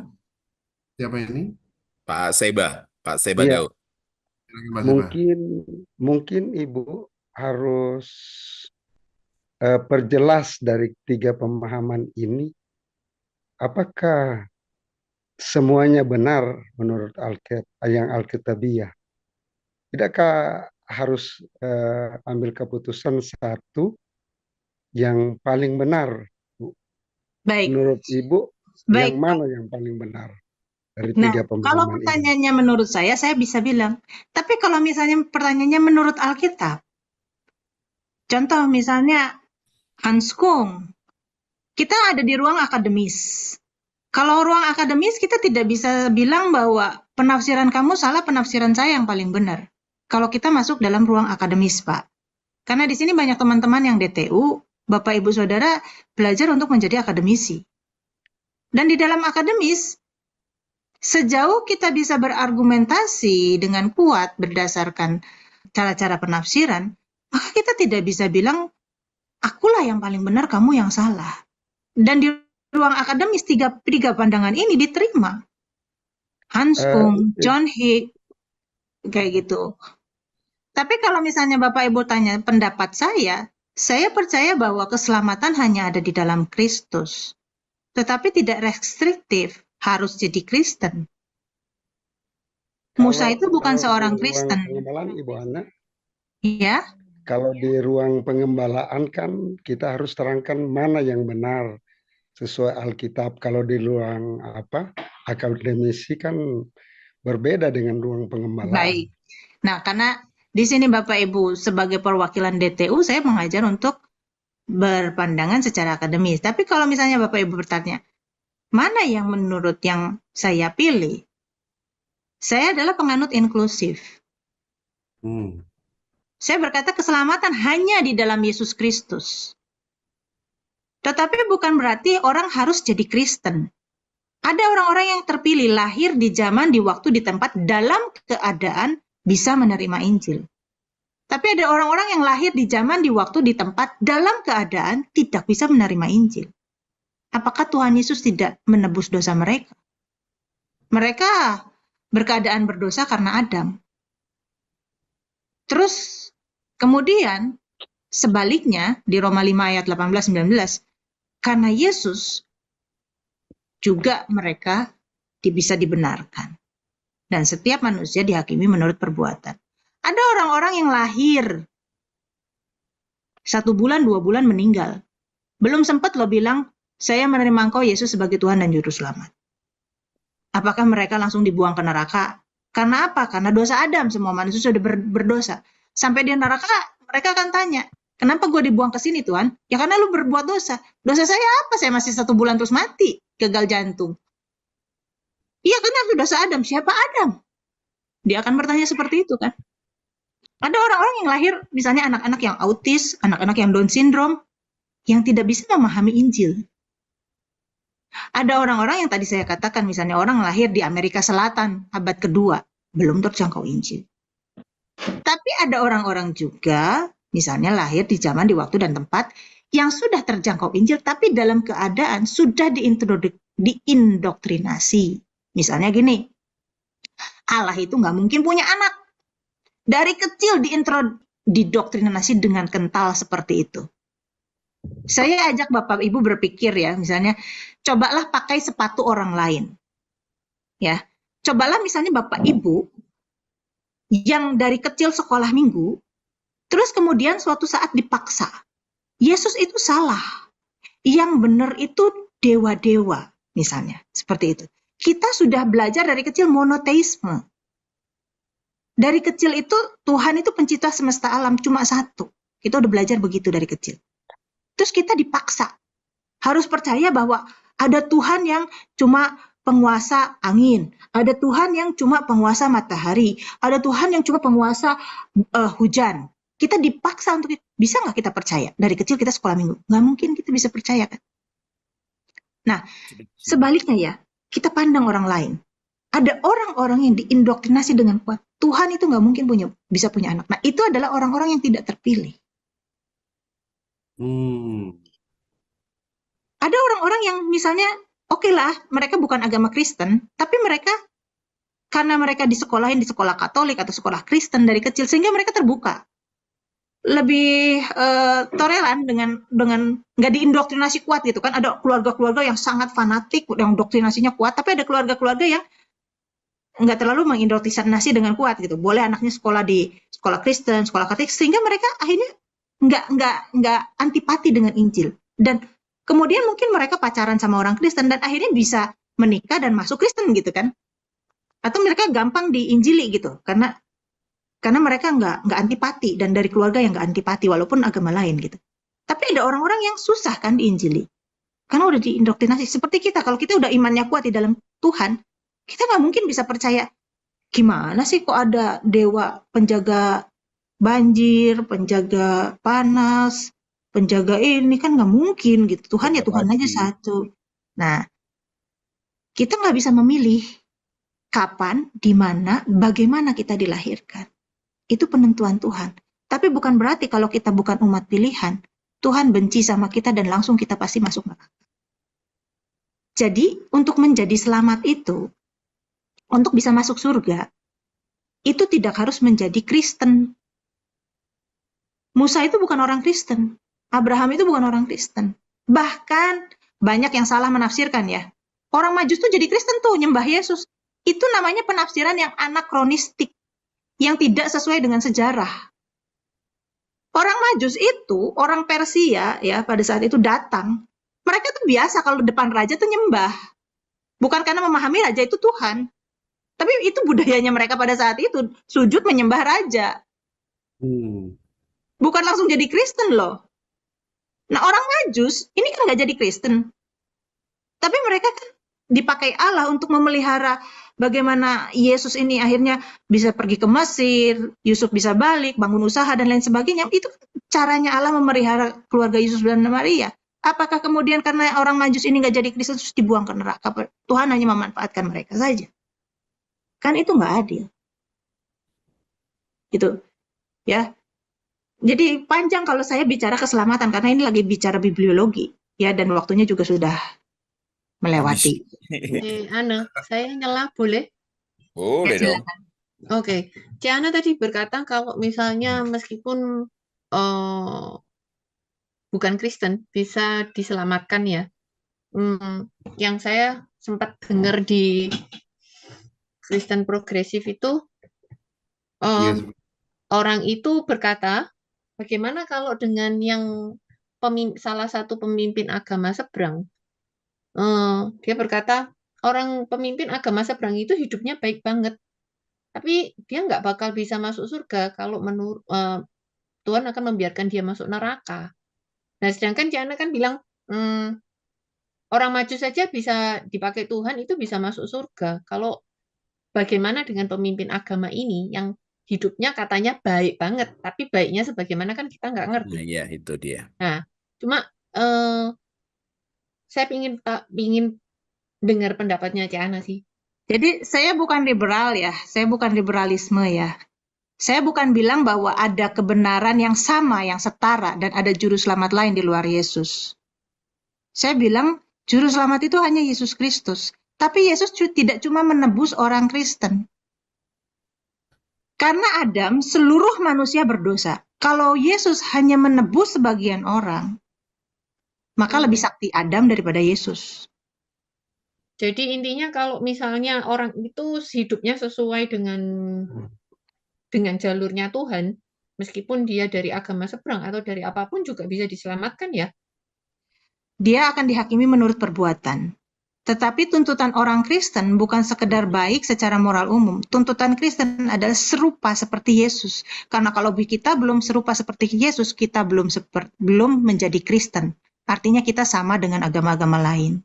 Dan kalau kita sama dengan agama-agama lain, kita dihakimi menurut perbuatan juga. Tapi kalau hidup kita sudah serupa dengan Kristus, kita tidak dihakimi menurut perbuatan, tapi kita akan memerintah bersama dengan Yesus. Jadi Kristen itu bukan jadi sekedar baik, agama-agama lain dituntut baik. Tapi jadi Kristen bukan sekedar baik, tapi menjadi sempurna seperti Yesus. Jadi intinya kalau mau masuk surga itu adalah hidup seperti Kristus. Untuk masuk surga, dikatakan oleh Tuhan Yesus, hukum yang pertama dan terutama adalah kasihi Tuhan Allahmu. Dan hukum yang setara dengan itu, hukum yang sama dengan itu adalah kasihi sesamamu manusia seperti dirimu sendiri. Jadi kalau orang Kristen dituntut untuk dua hukum ini, mengasihi Tuhan dan mengasihi sesama manusia. Tapi orang yang tidak mengenal Tuhan, bagaimana dia dituntut untuk mengasihi Tuhan? Tuntutannya adalah mengasihi sesama manusia seperti diri sendiri. Clear? Paham. Nah, Oke. Thank you, jadi Jan. nanti kita tunggu pengadilan karena kan ada hidden life ya.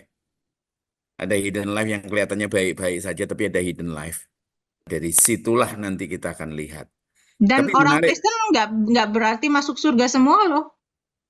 Orang Kristen juga ada yang dibuang ke neraka loh. Iya, makanya kan bukan semua orang yang berseru Tuhan, Tuhan. Mereka bernubuat, mengusir setan dan melakukan mujizat. Tapi kata Tuhan, aku tidak mengenal, aku tidak menikmati hidupmu. Masa dengan satu Adam saja membuat semua manusia ke masa depan sampai hari ini, ya itu semua masuk di bawah hukuman. Kuat banget. Sementara Yesus hanya bisa menebus orang Kristen. Nangkep ya, Lin?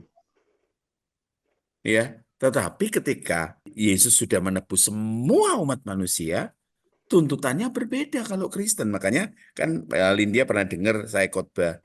Jadi Kristen itu prosesnya berapa lama? Seumur hidup. Pernah saya ngomong, apakah saya sudah Kristen? Masih proses. Selesainya nanti ketika saya di deathbed saya, di ranjang kematian saya. Disitulah saya terbukti Kristen atau enggak. Ini jangan-jangan kita belum Kristen semua nih. Terakhir ya, ingat nggak ada bom Natal tahun berapa itu di Surabaya itu? Jombang ya. Siapa namanya itu? Seorang banser itu yang memeluk bom itu. Jadi dia jaga di malam Natal dan ketika dia tahu ada bom, dia peluk bomnya, dia masuk ke solokan, ke got gitu, dan dia mati, dia menyelamatkan banyak orang. Dia mengasihi, dia melindungi gereja dengan nyawanya. Yesus berkata, kasih yang terbesar adalah kasih yang menyerahkan nyawa bagi sahabat-sahabatnya. Kira-kira orang ini nggak pernah kenal Yesus. Nggak pernah mengaku Yesus itu Tuhannya, nggak pernah. Dia nggak terpilih. Tapi dia melindungi. Seperti Paulus ya, disebut, Saulus, Saulus, mengapa engkau menganiaya aku? Orang yang menganiaya orang Kristen itu dianggap musuhnya Tuhan. Sebaliknya, orang yang melindungi orang Kristen pasti dianggap sahabatnya Tuhan juga. Gitu. Oke, saya kira nanti ya 2 minggu lagi kita ketemu lagi, bisa diterusin pertanyaannya kalau yang nggak puas di sini ya. Selamat malam. Wah, ada yang angkat tangan sudah terakhir, Pak. Jadi 2 minggu Terima depan ya, kasih. Pak.